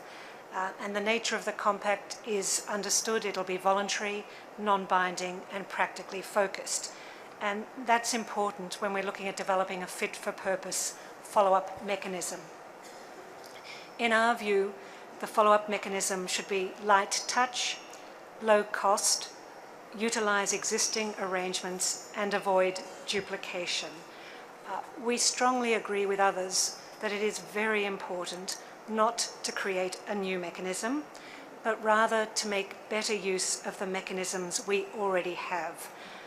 We're trying very hard in the UN across the board to break down silos and to ensure the UN operates as one. So it's very important that we avoid further fragmentation by creating something new. Something new would actually be a sign of failure rather than success. Secondly, we don't see the role of the mechanism as being about monitoring as such, but rather we would describe it as mapping progress and assisting states voluntarily report on their commitments, and also helping states strengthen the range of capacities that underpin safe, regular, and orderly migration, which is our aim. We're still developing our thinking, but something along the lines of the SDG VNR, the Voluntary National Reports, might be a good model, or as the panelists from Colombia put it, national self-assessments. That seemed along the same kind of thinking. We think that could be useful. In this light, we do see, as others have said, a central role for IOM, which it's not the only agency involved in migration, but it is the only agency exclusively dedicated to it. Now, to play this role, IOM will need to develop and strengthen partnerships with a range of other agencies with important mandates, and with a broad base of stakeholders who make important contributions. Again, we're still refining our thinking, but we would envisage IOM's international dialogue on migration operating as an effective vehicle for follow-up. The IOM can be tweaked so that it is broad-based and inclusive, and also shaped by partnerships to ensure it draws in the widest range of expertise, which will be critical. And we think that this would facilitate a mapping of GCM progress and feed into the GA and any periodic high-level review of the compact. So these are just initial ideas, and we really look forward to hearing others, but we do think this is a really critical part of the compact. Thank you. Thank you much, Gillian. Canada is next. Thank you, Ambassador. As we move forward, Canada supports a global migration structure that brings coordination and coherence to the many players who work on migration issues. Discussing this question today is timely, since views on this point are relevant to the ongoing UN reform process. In our view, the UN must avoid creating new structures, must avoid duplication, and limit unnecessary expansion of the UN budget. There may even be opportunities for rationalization. Last year, the IOM and the UN signed an agreement which brought the IOM into the UN family. The fact that we now effectively have a UN migration agency is a positive development at a time when migration issues justifiably have such prominence both internationally and domestically in many of our countries. Implementation of the GCM will require migration expertise, strong leadership, and a coordinating body. In our view, the IOM is well placed to fulfill this function in collaboration with the other key organizations working on migration issues within the UN family, the ILO, OHCHR, UNHCR, DESA, UN Women, UNICEF, and others. All players, including the IOM, would need to adapt in order to facilitate GCM implementation, and this process will require careful planning and coordination. As many have noted, the GCM should support and align with the 2030 Agenda and its Sustainable Development Goals. In our view, the 2030 Agenda also offers a potential model for framing the GCM. Though the 2030 Agenda is non-binding in nature, its framework of clear and compelling commitments has nevertheless mobilized an impressive level of activity and follow-up by states and a diverse range of stakeholders. Like the 2030 Agenda, the GCM could provide for, first, a nationally owned whole-of-society process consistent with the principle that it is states that determine the nature of their national migration systems. Second, voluntary but clear commitments, goals, and targets. Third, a follow-up mechanism that includes both national and international reporting against agreed global indicators, as well as indicators established at the national level. And fourth, a broad multi-stakeholder partnership, including significant engagement by civil society organizations and the private sector. Thank you. Canada looks forward to working with all of you to establishing and implementing a practical, meaningful, and balanced global compact on migration. Excellent. Thank you. Thank you. Mexico is next. Muchas gracias, señor cofacilitador, y agradecemos a los panelistas de cuyas intervenciones rescatamos ideas muy interesantes. Por ejemplo, que la implementación sin duda tiene que incluir todos los niveles de gobierno y actores. La idea de autoevaluaciones nacionales también puede ser un elemento interesante, y por supuesto el papel de sociedad civil y migrantes en este proceso. Como lo hemos indicado en otras ocasiones, consideramos que para que el pacto sea efectivo, la atención de los posibles compromisos tiene que estar sujeta a una evaluación y seguimiento efectivos. Sí creemos que debemos, en lo posible, evitar nuevas estructuras burocráticas o cargas injustificadas a los estados y aprovechar los mecanismos existentes, quizá adaptándolos para responder a las necesidades del eventual pacto. En ese sentido, una idea que podría considerarse es como el diálogo de alto nivel sobre migración internacional y desarrollo como foro político podría ser un espacio de seguimiento al Pacto Mundial. En el diálogo podría realizarse quizá una evaluación global del cumplimiento del pacto desde una perspectiva incluyente, identificando avances y desafíos.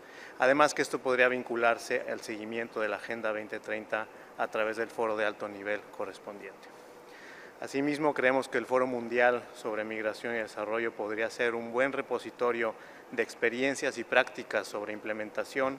Su carácter informal añade un valor importante, además que es multiparticipativo. Por último, la Organización Internacional para las Migraciones y otras instancias concernidas del sistema de Naciones Unidas y bancos de desarrollo podrían también proporcionar insumos para la evaluación global y facilitar la puesta en marcha de acciones y programas específicos en el terreno desde un enfoque una vez más multiactor.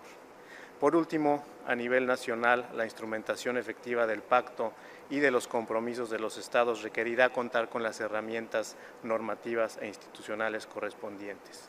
En el caso de México, el Programa Especial de Migración es una herramienta integral que ilustra la importancia de esto, y funciona también un Consejo Consultivo de Política Migratoria como un espacio participativo que busca mejor articular. Muchas gracias. Thank you very much. Germany is next. Thank you, Jörg. Germany aligns itself with the statement made by the European Union, and I would like to highlight two more thoughts. One of them is that we attach great importance to the fact that the review process is a state-led process that should be very closely aligned to the review of the implementation of the Agenda 2030. So there should be links and alignments to the HLPF process on sustainable development. That seems very important to us. The second thought is that we think that when we think about review mechanisms, we should not reinvent the wheel, but that we should basically benefit from the existing toolboxes that are at our disposals in an imaginative and pragmatic way. And we see that the IOM could play a very key role in this mechanism.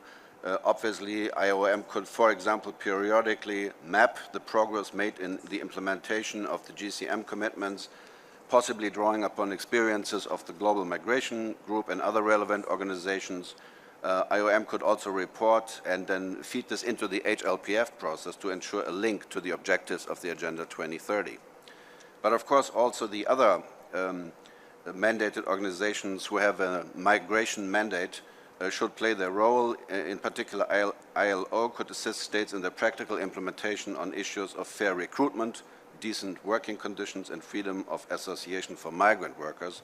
And the same is true for others like UNDP, UNODC, OECD, and so forth. We also think that the high-level dialogue on international migration and development should devote itself to the review of voluntary commitments undertaken by the states in the GCM. And my last point is that we also see a role for the Global Forum on Migration and Development. We think this could complement its existing mandate with a devoted strand for the follow-up on the GCM. GFMD could be the forum for exchange and partnership between states, civil society, and the private sector, and thus enabling a whole-of-society approach in the implementation of the GCM, as well as to be a discussion platform for questions not included in the GCM. Thank you. Thank you very much. Jamaica is next.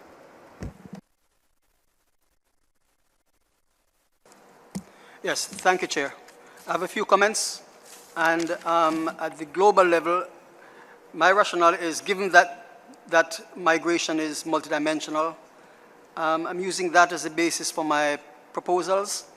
I do agree that we should not create new mechanisms, and already we have coordinated mechanisms in the UN, which is the Global Migration Group, and I'm proposing that that becomes a joint secretariat, and IOM will chair that secretariat in relation to the compact.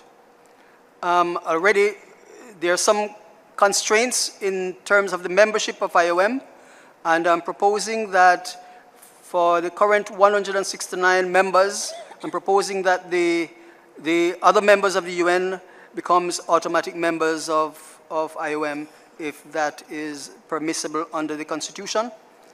To make IOM become comprehensive and all-inclusive, to chair the Secretariat. I'm also proposing that at the regional level, the regional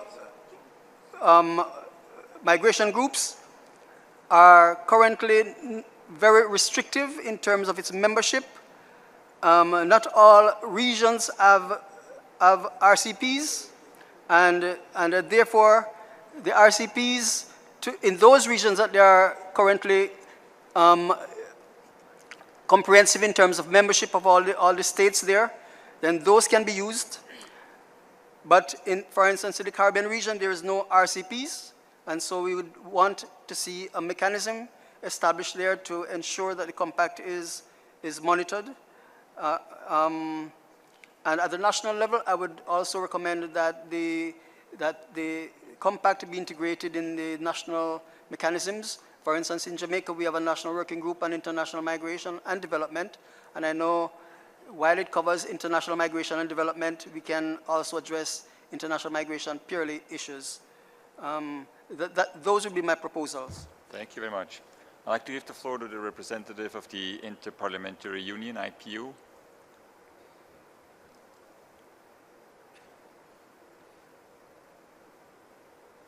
Microphone for IPU, please. Thank you. I have a couple of practical suggestions, recommendations for the follow-up chapter of the GCM, if I could, borrowing also from the statement made by our President 2 days ago. And that is the mechanism for follow-up and review would have to strongly encourage the participation of parliaments and parliamentarians, because they have a fundamental role to play, not only in the obvious parts, which is the adoption of legislation and budgetary allocation and making all of that, facilitating the implementing legislation to give life to the commitments of the Global Compact, but also because of their unique representational role. Because parliamentarians are, like mayors, basically very rooted in their communities, and they have a specific role to represent the concerns of the people living there. And there's an aspect here that has not been mentioned in this debate so far, which is that migrants typically do not get to vote until they become citizens in the communities where they have moved. So there is a special responsibility that parliamentarians have to listen to the voices of migrants in their communities, so that migrants do feel integrated in the life of those communities as part of the integration process as well. You should not exclude their voices. So the representational role is very, very important. And also, it will help provide feedback from the ground up to the global level on the actual results of the Global Compact on the ground. Secondly, briefly, I just want to also recommend that the same language on the role of parliaments in the follow-up mechanism should also encourage interparliamentary dialogue, particularly at the regional level, where we know a dialogue between origin and destination countries is very important. And it's important for parliamentarians also to listen to each other across those countries, because too much, as we know, too often, these issues, they're issues that should be fact-driven and fact-based, become politicized. So it's one way to overcome the politics of the matter for parliamentarians from across borders to talk to each other. Thank you very much. The next is the representative of the Global Alliance of National Human Rights Institutions. You have the floor. Gracias.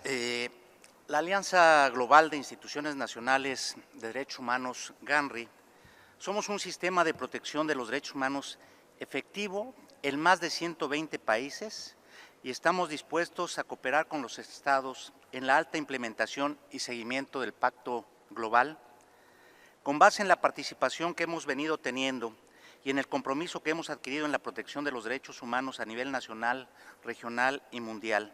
Sería de gran beneficio para las personas en contexto de migración que en las evaluaciones o exámenes que se hagan del pacto se construye un puente con GANRI para que se tomen en consideración y se analice la información que se genera al interior de esta alianza. Así tendremos datos que hemos obtenido, los principios que aplicaríamos que rigen a las instituciones nacionales, y tenemos una experiencia a nivel global que debe utilizarse en beneficio de las personas en contexto de movilidad humana. Por ello es importante que las instituciones nacionales de derechos humanos tengan un papel activo en el pacto. Es necesario considerar en el seguimiento del pacto también la vinculación necesaria de información de todas las agencias de la ONU, como el Alto Comisionado, ONU Mujeres, UNICEF, la IOM, la OIT y, como ha sido recurrente, la hoja de ruta que significa la Agenda 2030. Es importantísimo esa vinculación para entender todas las dimensiones de la migración.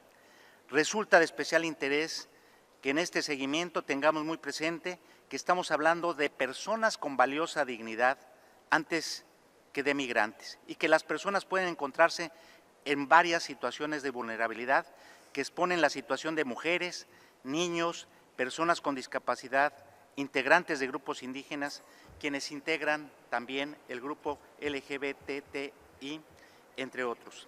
Se trata entonces de tener en el eje de seguimiento a los derechos humanos y la protección de las personas en contexto de migración. Nosotros estamos en la mejor disposición de colaborar y que se privilegie la visión de derechos humanos. Muchas gracias. Thank you.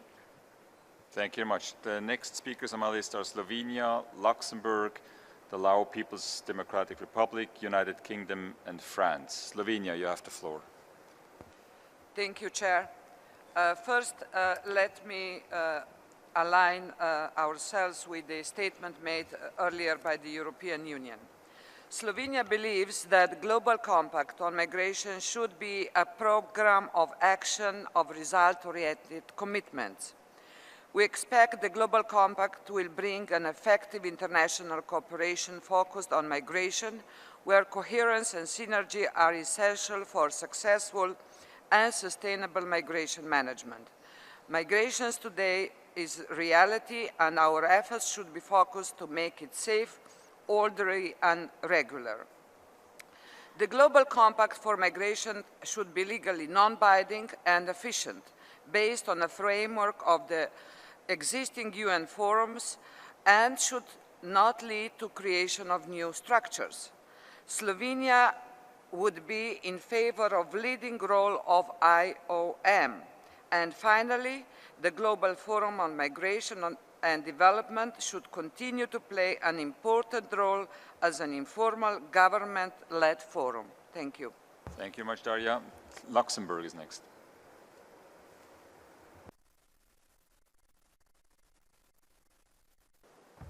Merci. Quisiera agradecer antes de todo nuestro huésped mexicano por la amable hospitalidad y la perfecta organización de esta conferencia. Permettez-moi ensuite de m'associer à la déclaration de l'Union européenne que nous soutenons.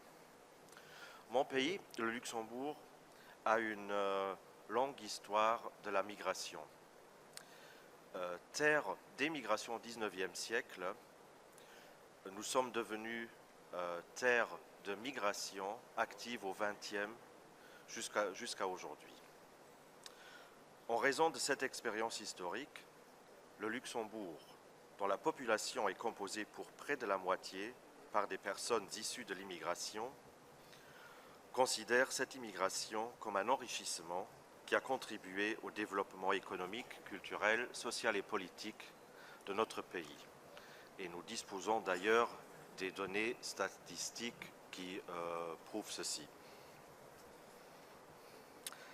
Nous ne pouvons donc que soutenir l'objectif d'un pacte mondial pour la migration décidé d'un commun accord. Nous partageons le point de vue que les bienfaits d'une migration légale et ordonnée dépassent de loin les inconvénients.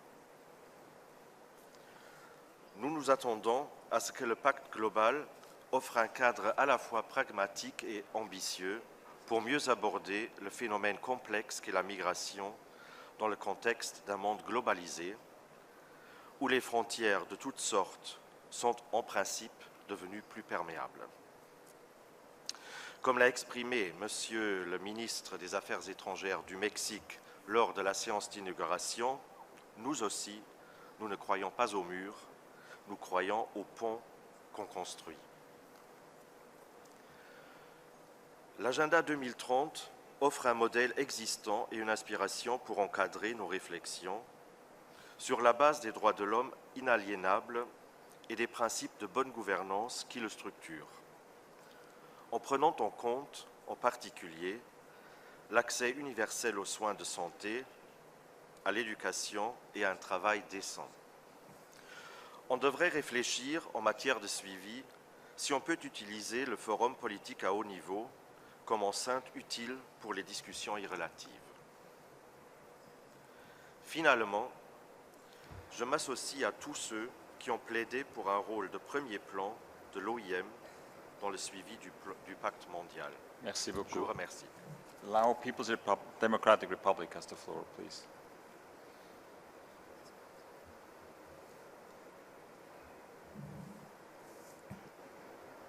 Microphone for Laos. Distinguished co-facilitator, I thank you for the opportunity to speak. At the outset, my delegation would like to commend you and members of the panelists for the insights over the past few days. My delegation would like to express our gratitude to the United Nations and the government of Mexico for the hospitality in hosting this important meeting in these beautiful cities. The Lao government continues to support international community efforts to address the migration challenges, among others through its commitment and obligation under international law and through its active participation and cooperation with our neighboring countries, including in the context of regional framework and mechanisms, as well as through its national policy and legislations. The Lao PDR attaches a great importance to the ongoing inclusive and responsible GCM consultation process, and would like to echo the view that, among others, poverty and inequality in development are often the root cause or a driving force of migration. Therefore, we would like to emphasize that these areas should be underlined in the formulating of the compact.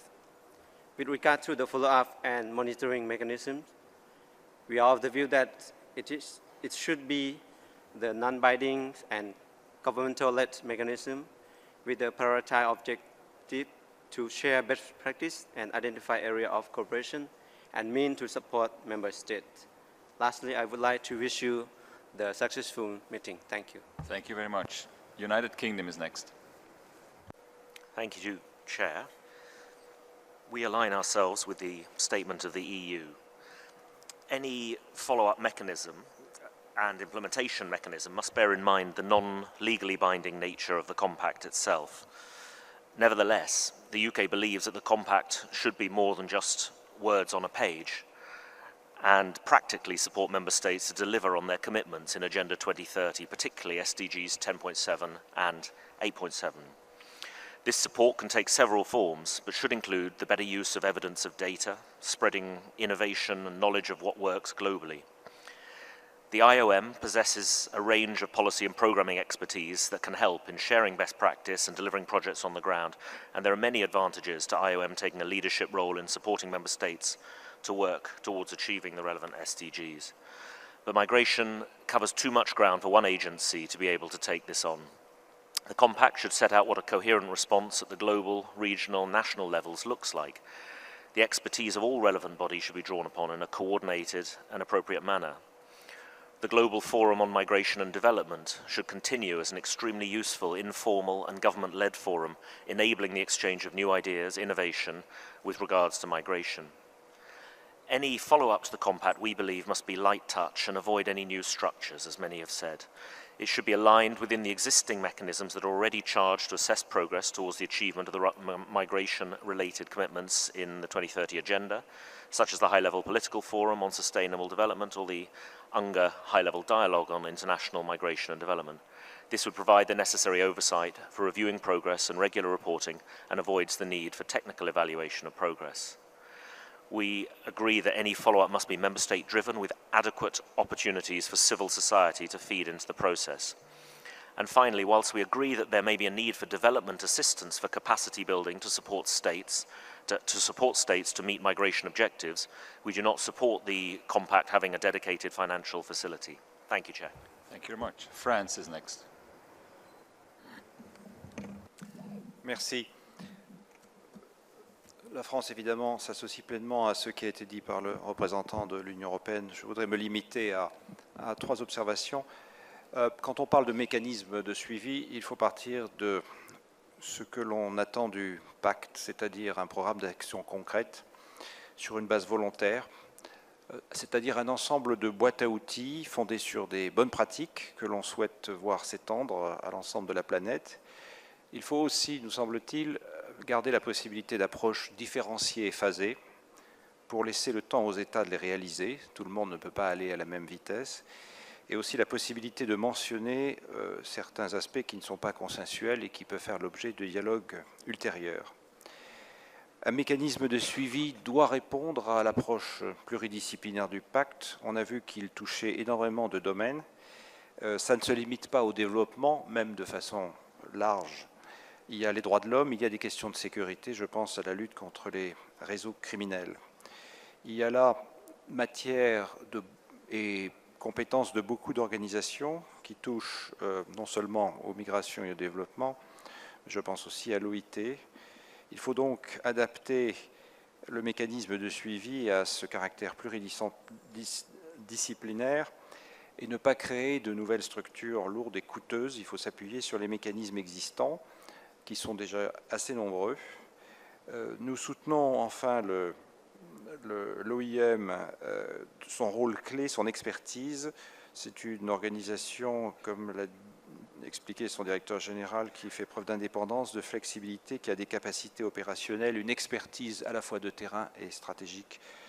Elle a, selon nous, toutes les caractéristiques pour jouer un rôle central.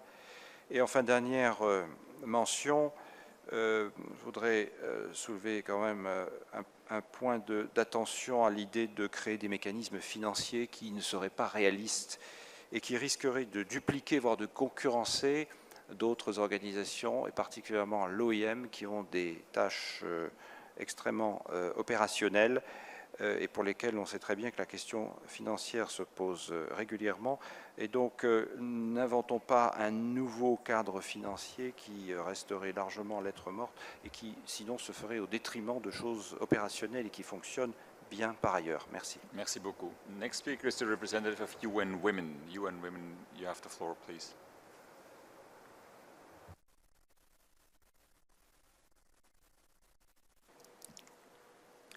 Thank you, Chair. I'm intervening on behalf of UN Women and other GMG members, namely OHCHR, DESA, FAO, ODC, and UNIDO. The Global Compact should establish practical, participatory, and effective mechanisms to support periodic reviews of progress of its implementation. It will be especially important to establish and/or strengthen independent internal and external mechanisms to monitor the human rights and gender impact of all measures relevant to migration and migrants.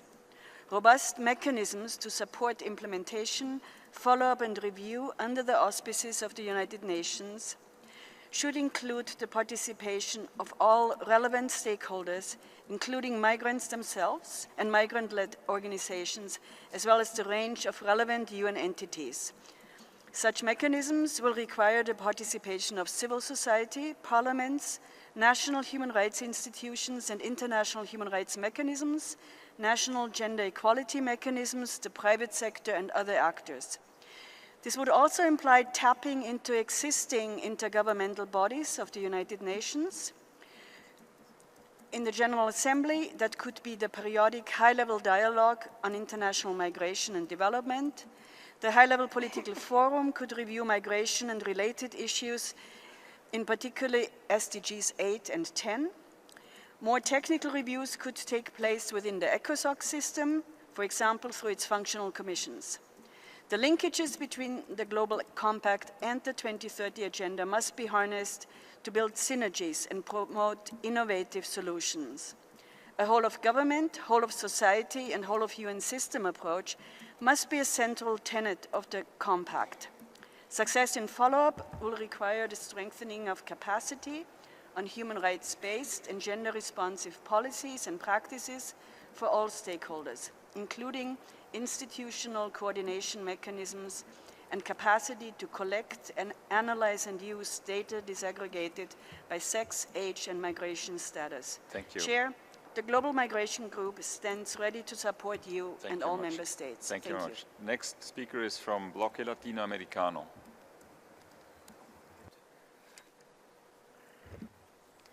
Thank you, Mr. Chair. I'm speaking as the Latin American Bloc member and on behalf of civil society as one voice. The implementation process of the Global Compact needs to include civil society, grassroots, and migrants themselves as allies in the national, regional, and global level in regard of our expertise and capacity to understand migrant needs and conditions. In that sense, we see key to take a significant role in all the steps of the implementation, with special attention in the follow-up process, as our comprehensive views will have identified the challenges and best practices already in place and the ones that will be taken as a result of the GCM. Therefore, we propose, at a global level, an interagency and collegiate committee of the universal human rights system, which should be integrated, in which the participation of government, civil society, migrants, persons subject to international protection, and their families, organization experts, academics, religious groups, and corporations is guaranteed. For the discussion of controversies or interpretations, the monitoring of transnational, cross borders, and local implementation, the assessment of the guidelines and actions set forth by the Compact. In that sense, IOM needs to take the leading role in the GCM implementation and follow up accompanied by other UN agencies and regional organizations in order to have an accurate understanding of the progress of the Global Compact, always prioritizing migrants' progressive access to human rights. Only by working together, we can achieve a whole society approach aiming to assure the GCM effectiveness and coherence with migrants' necessities. At a regional level, when we talk about the monitoring and evaluation mechanisms, we need to think about the inclusion of the regional organizations and mechanisms already in place. In the case of Latin America, ECLAC and the Inter-American Human Rights Commission of the Americas, a state organization, for example, alongside with IOM and other agencies of the UN, have shown their value. In Latin America, we have a good practice related with monitoring the process of Brazil Plan of Action, a not-binding process related with protection led by UNHCR that counts with participation of civil society in implementation and evaluation. Thank you so much. Thank you very much. The next group of speakers includes the Holy See, Paraguay, Norway, Ethiopia, and the Republic of Moldova. Thank you. Thank you, Mr. Co-Facilitator. The Holy See believes that a robust framework for the follow-up and review of the commitments made, which will be incorporated within the Global Compact itself, should include, inter alia, the following three elements. First, the framework should not create new mechanisms, but should take advantage of already existing participatory mechanisms at the national, bilateral, and regional levels to monitor the achievement of commitments made within the Global Compact. The most logical mechanism in this respect would be the high-level political forum on sustainable development, with the necessary adjustments so that it can respond fully to the framework for the follow-up and review that will be established in the Global Compact. As the main United Nations platform on sustainable development at the global level, the HLPF already has a mandate for following up and reviewing international migration, and states committed to the various migration-related sustainable development goals and targets already present their reports to the forum. Moreover, the IOM and the Global Forum for Migration and Development should continue major roles with the follow-up and implementation mechanism. Second, implementation will require accessible, timely, and reliable disaggregated data on migration. The Global Compact must avail of the data and information from existing reporting mechanisms used by the IOM and other international organizations, and should support states as they build their national capacity to gather data and analyze them. Third, the framework needs a dedicated financing mechanism for host countries and states that have the political will but lack the resources needed to fulfill the commitments they made in the Global Compact. These financing mechanisms should ensure that all states are able to fulfill the commitments made in the Global Compact. Whatever the details of the framework to be agreed upon for the follow-up and review of the Global Compact, the principle of common but differentiated responsibilities must be applied in full respect for international humanitarian and human rights law. Thank you, Mr. Co-Facilitator. Thank you much. Paraguay is next.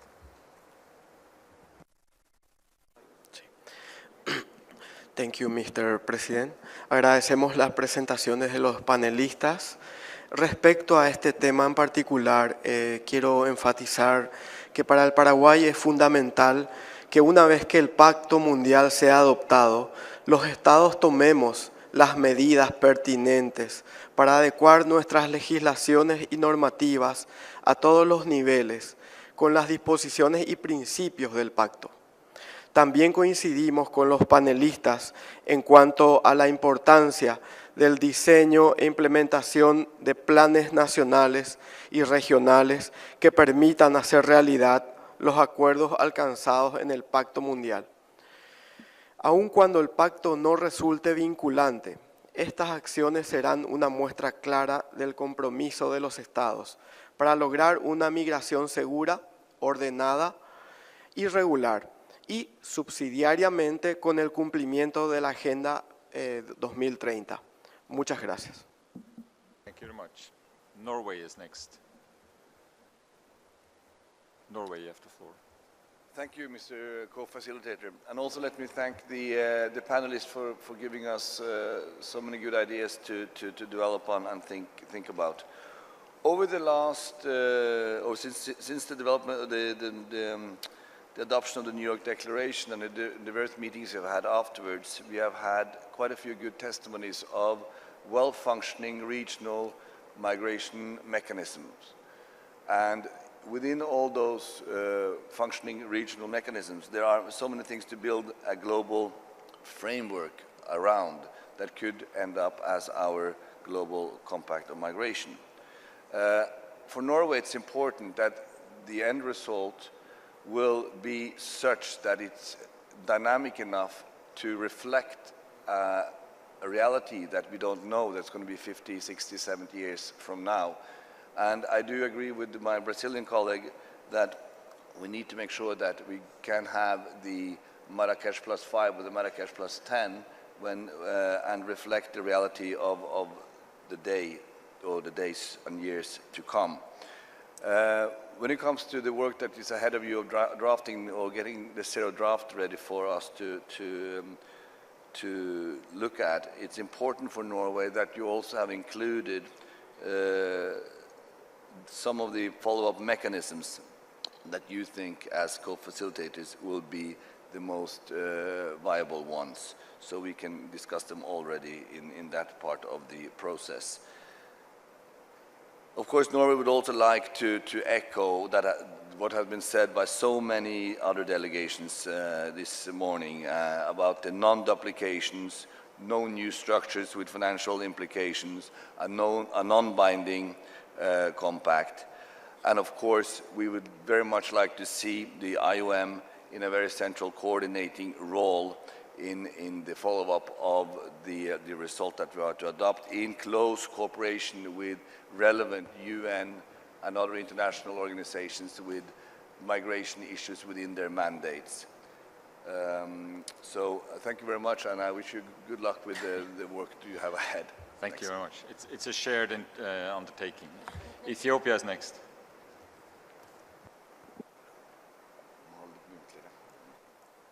Thank you, Mr. Moderator. Let me also join the preceding speakers in thanking the panelists for their insightful presentations. Mr. Moderator, Ethiopia believes that whatever the follow-up and implementation mechanism has to be unambiguous and clear. It is in this context we would like to see the compact include the following. The GCM should be human-centered, programmatic, with actionable commitments and concrete deliverables. The GCM should be a non-binding document that reaffirms global political commitment and be based on existing body of work and incorporate the existing core principles and norms, agreements, conventions, and also build on multilateral and regional processes. The compact should be aligned with the goals and targets of the Agenda 2030. The means of implementation and the follow-up mechanism needs to take into account the synergy among the national, sub-regional, regional, and global approach. The period of the mechanism needs also to match with the review and implementation of the Agenda 2030 goals. The compact needs a separate funding facility to operationalize it, and also include capacity building support. A plan of action is needed, which compiles states' commitments towards the achievement of safe, legal, and orderly migration through their national action plans and programs.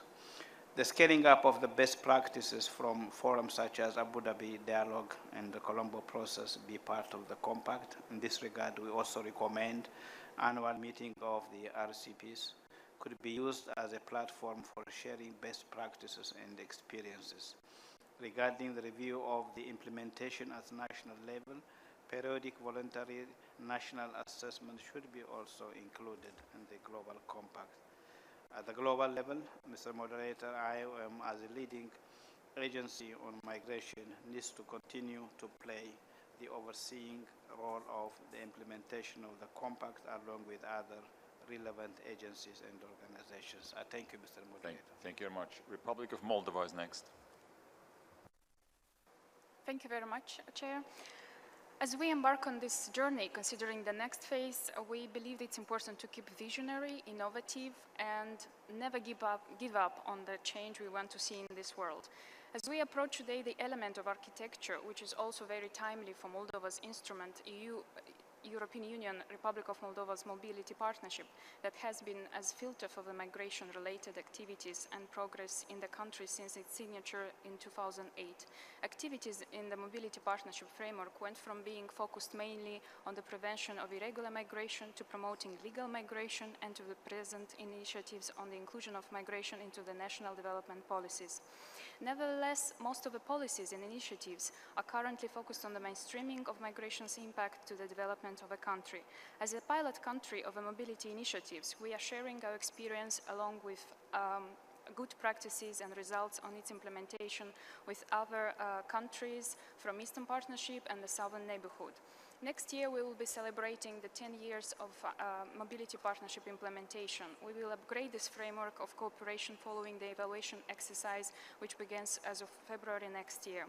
I will echo today's morning brilliant speakers on the importance of understanding the human rights and effective use of data when crafting national policies in migration field. On the role of existing platforms and forums and the relevant moment to take their role into account, we'd like to emphasize the role of GFMD Forum and its valuable experience and expertise where Moldova is as well actively engaged, and it's important to see how we can make use of this platform further, especially continuing the dialogue where we can reach convergence. The last but not least, another useful platform to mention where Moldova is also participating and is sharing its best practices is a migration laboratory developed by GIZ, which brings together international thought leaders from different sectors to enable new perspective and to facilitate the co-creation of ideas, innovative practice towards a migration that benefits all sectors in society. Thank you. Thank you much. The next speaker is the representative of ILO. ILO, you have the floor. Thank you, Chair. Over the last few months and during the last 2 days, we have taken note of the high priority that member states have attached to the issue of labor migration. We note that there is already a global framework, standards, tools, and guidance and good practices that's been developed, which could be better implemented and more widely supported.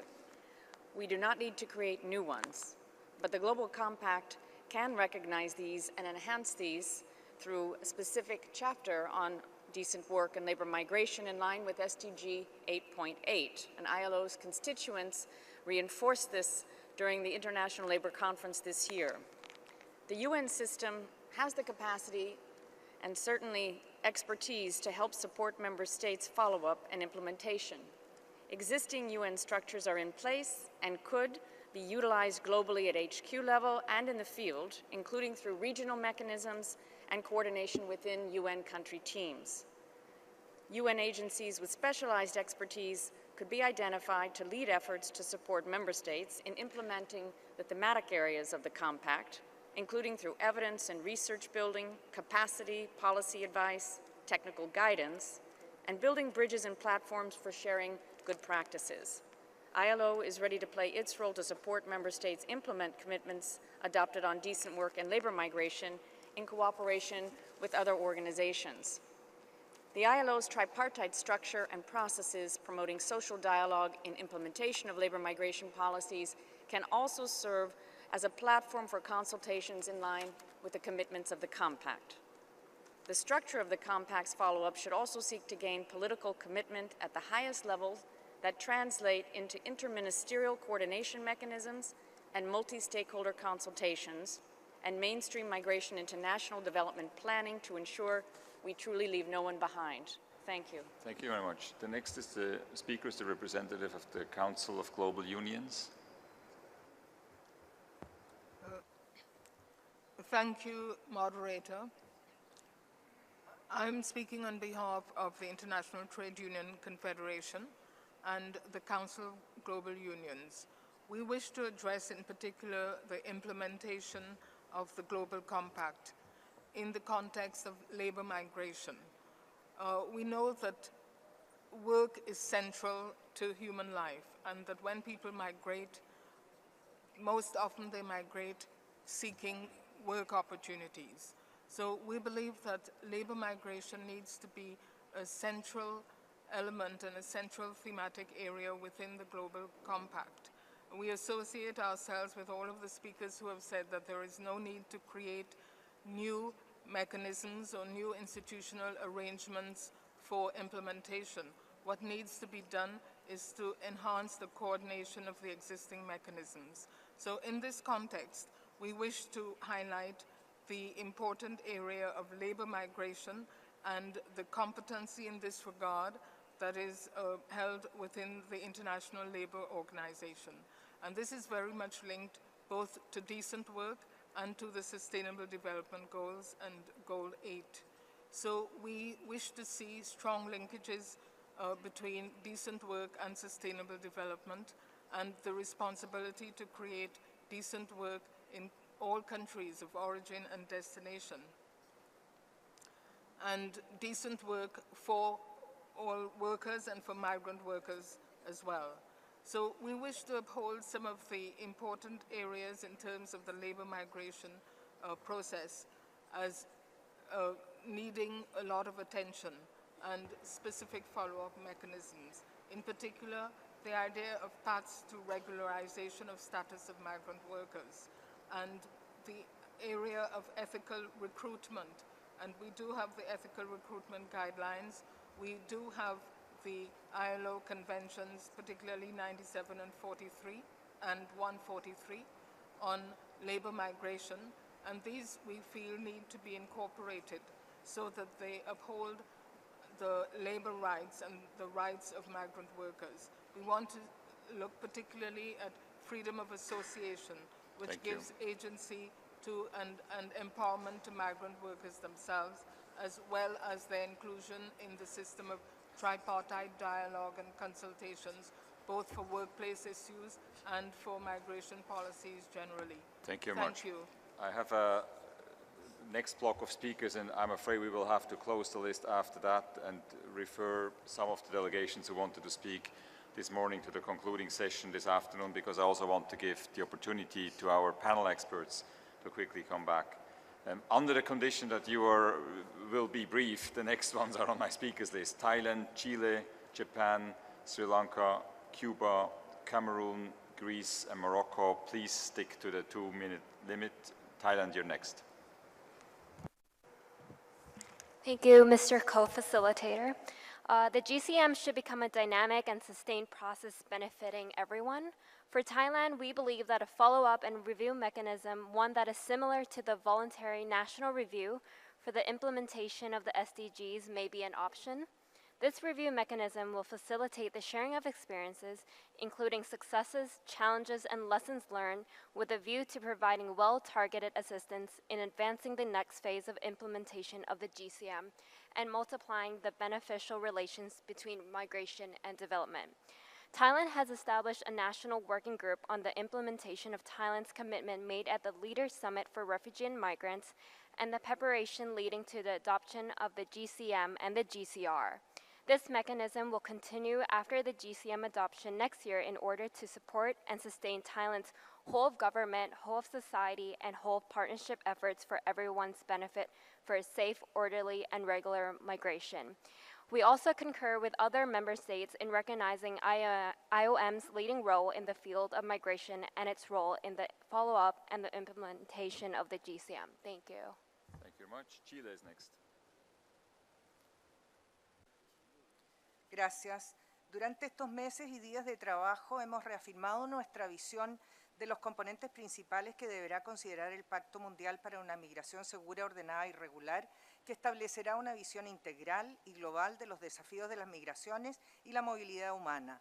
Hemos coincidido en la visión transversal de los derechos humanos de las personas migrantes, la responsabilidad de los Estados, la participación de los diversos actores, la centralidad de la persona migrante, la dimensión de género y especialmente la perspectiva comprensiva y holística sobre la migración. Desde mi país queremos dejar explícito nuestro compromiso con el proceso de desarrollo del Pacto Mundial de Migraciones y lo hacemos desde nuestra evidencia y buenas prácticas y desde la de nuestra región. Poniendo la atención en las personas migrantes, la estructura institucional para el pacto surge desde los países, quienes tendrán la tarea principal para internalizar los principios, compromisos y entendimiento del pacto, y enseguida la dimensión regional, en la cual la cooperación entre los países de origen, tránsito, destino y retorno se hará cargo de los desafíos de la migración. La dimensión global posibilitará los grandes acuerdos. Y es aquí donde estamos convencidos que debemos forjar la mejor arquitectura posible, que construya sobre lo existente, que sea eficiente y robusta, que tenga la capacidad de innovar y de apoyar la acción de los países, que construya sinergias con otros procesos y con otros actores. Este es quizás el mayor desafío que tenemos hoy, porque es terreno más inexplorado y porque tenemos distintos puntos de vista, pero debemos trabajar juntos para lograr una arquitectura sólida, comprensiva e inclusiva, con un proceso de seguimiento que sea no burocrático y no politizado. Creemos que la OIM, como la Organización de Naciones Unidas dedicada a la migración, con una presencia y red extensiva, está bien ubicada para ejercer el liderazgo de un proceso de seguimiento o de mapeo de progreso y coordinación entre Estados y todos los actores, así como también para asegurar que el foro o diálogo anual y la revisión periódica de los compromisos que finalmente acordemos sea bien alimentada y sea comprensiva. Entendemos la sugerencia de Colin Towes y le agradecemos de afirmar esas capacidades de la OIM, asegurando el reforzamiento de la capacidad de análisis y planificación de largo plazo para las políticas y hacer los arreglos financieros necesarios para aquellas nuevas funciones que se precisen. Gracias. Thank you very much, Ambassador. Japan is next. Thank you very much, Mr. Chair. So Japan believes that there is a necessity to introduce effective, feasible, and sustainable follow-up and review mechanism. In order to avoid the duplication of existing processes, we support the idea to use existing mechanism. IOM should take a leading and coordinating role with efficient and effective collaboration with other relevant UN organizations. In this regard, so we fully support the idea presented by EU and many other delegations. In addition, we also need to pay due attention to possible budgetary implications of each UN organization by introducing such follow-up mechanism. We believe the efficient and sustainable mechanism need to be introduced without creating excessive financial and administrative burdens to those UN organizations. Thank you very much. Thank you very much. Sri Lanka is next.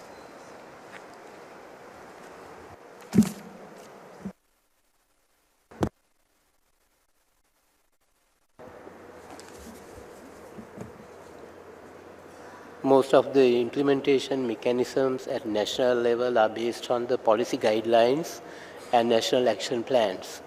However, most of the existing national policies on migration are formulated with top-down approach in which migration see the eyes of states or policymakers.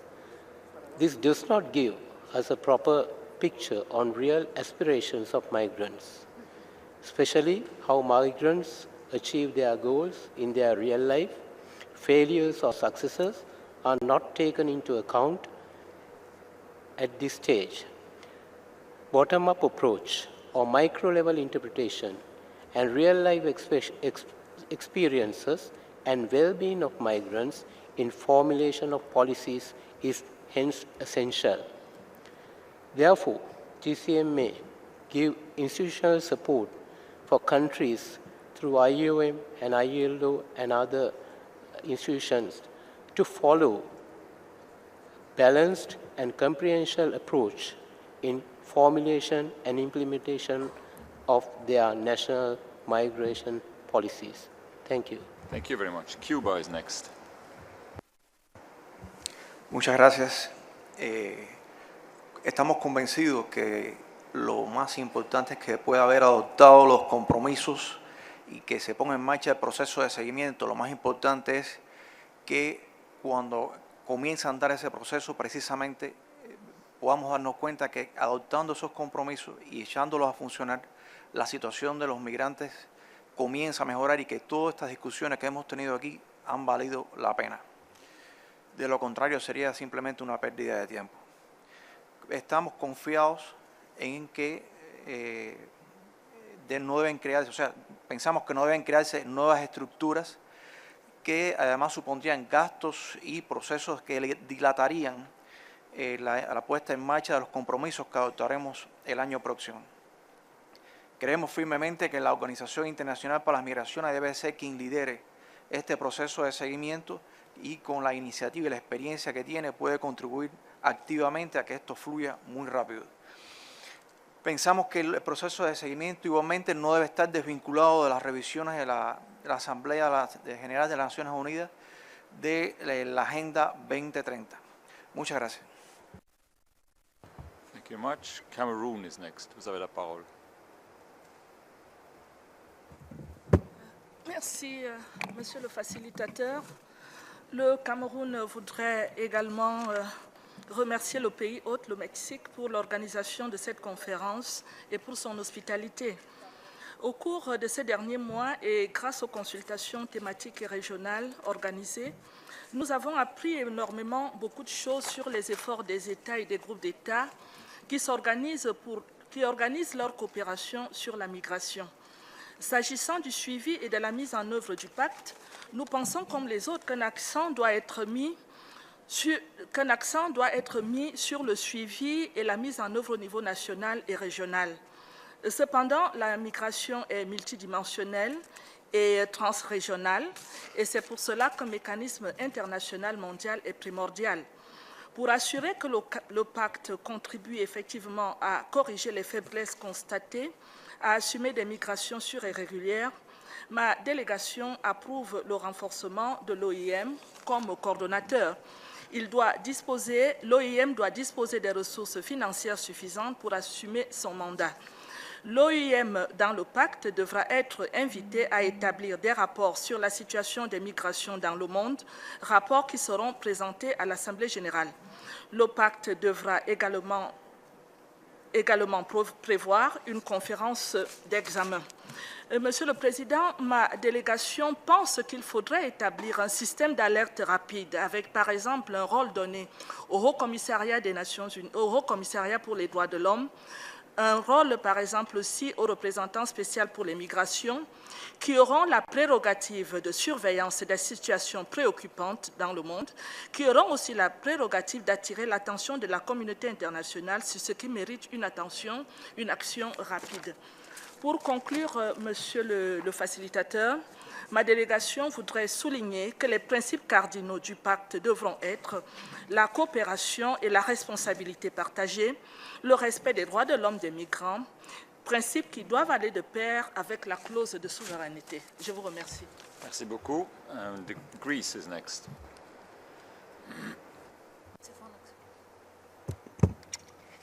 Thank you very much, Chair.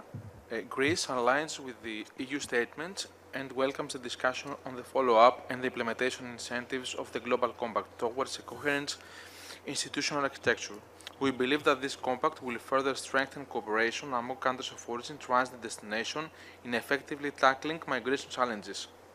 In relation to the discussion on the follow-up mechanism, we consider that compact should be of a legally non-binding nature based on existing UN fora and mechanisms.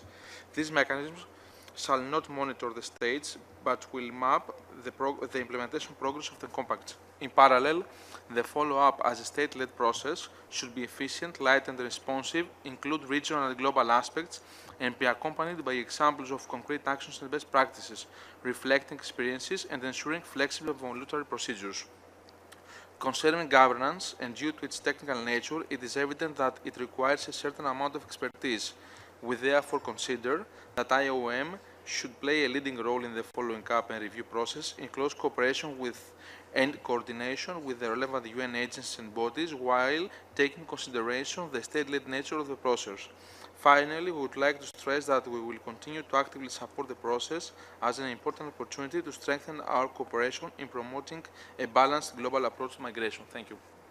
Thank you very much. The last speaker on my list this morning is Morocco, and I apologize to the member states and stakeholders who didn't get a chance to speak this morning. We will have the concluding session this afternoon where you have a possibility to speak, and as always, you have, of course, the possibility to send in your statements and proposals to the Secretariat, or to mention again this, the notes with the letterbox outside. Morocco, you have the floor.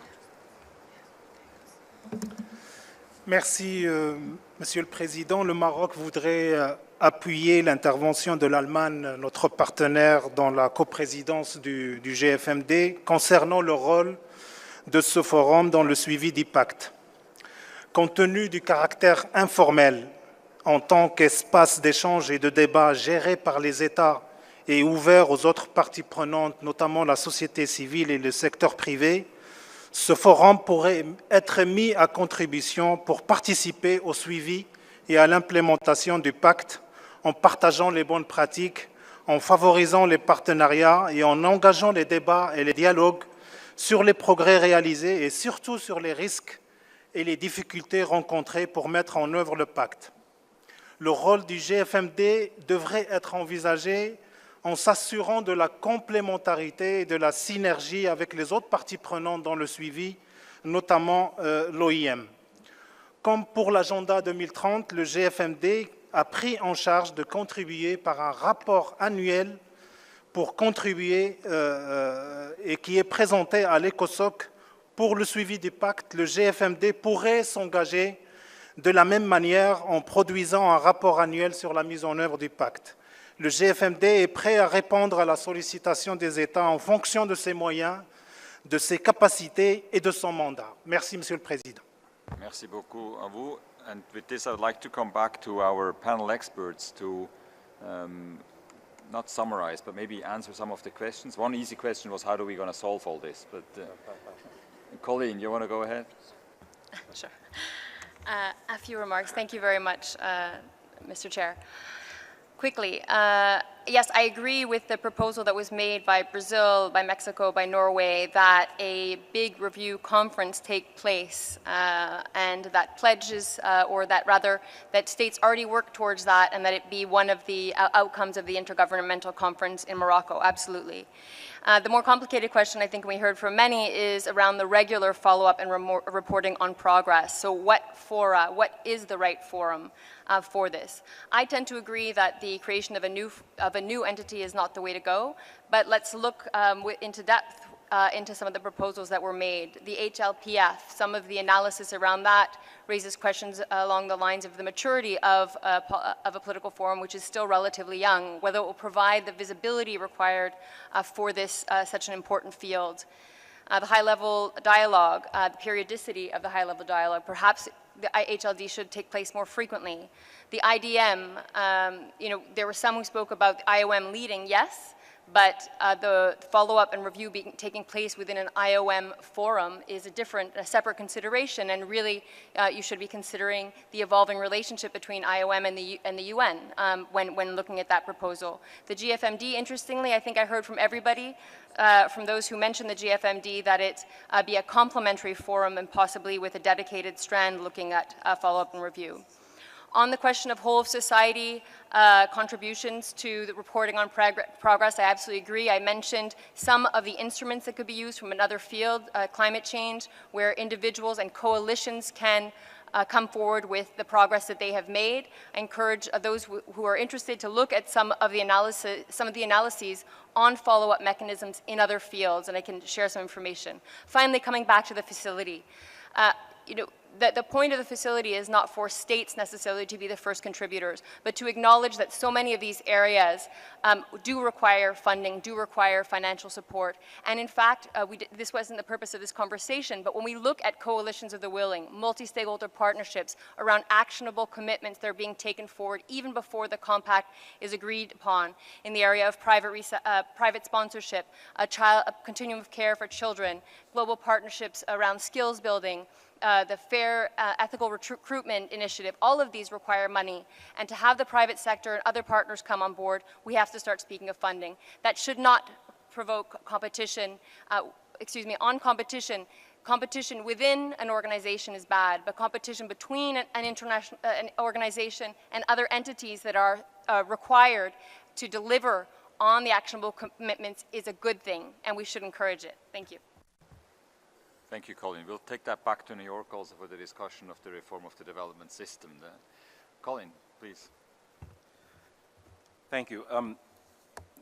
Sort of 3 points and three or four takeaways from this. And on periodic review, Colin mentioned this already. We also talk about it in Article 10.6 of our 10 Acts, specifically and very much in alignment with a lot of the comments made today, establishing a periodic review, probably every 3 years, looking at some of the existing structures already. GFMD, as we mentioned in our document, is one of those that could be revamped and sort of adapted to fit into this, but certainly other examples, and Colleen gave some very good ones here as well.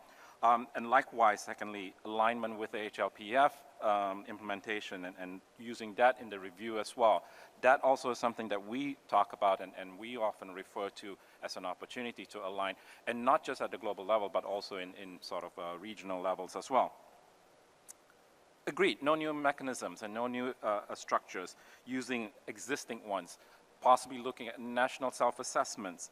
All of these kind of underline and underpin the necessity of including civil society in that, and having a light touch certainly does not preclude that.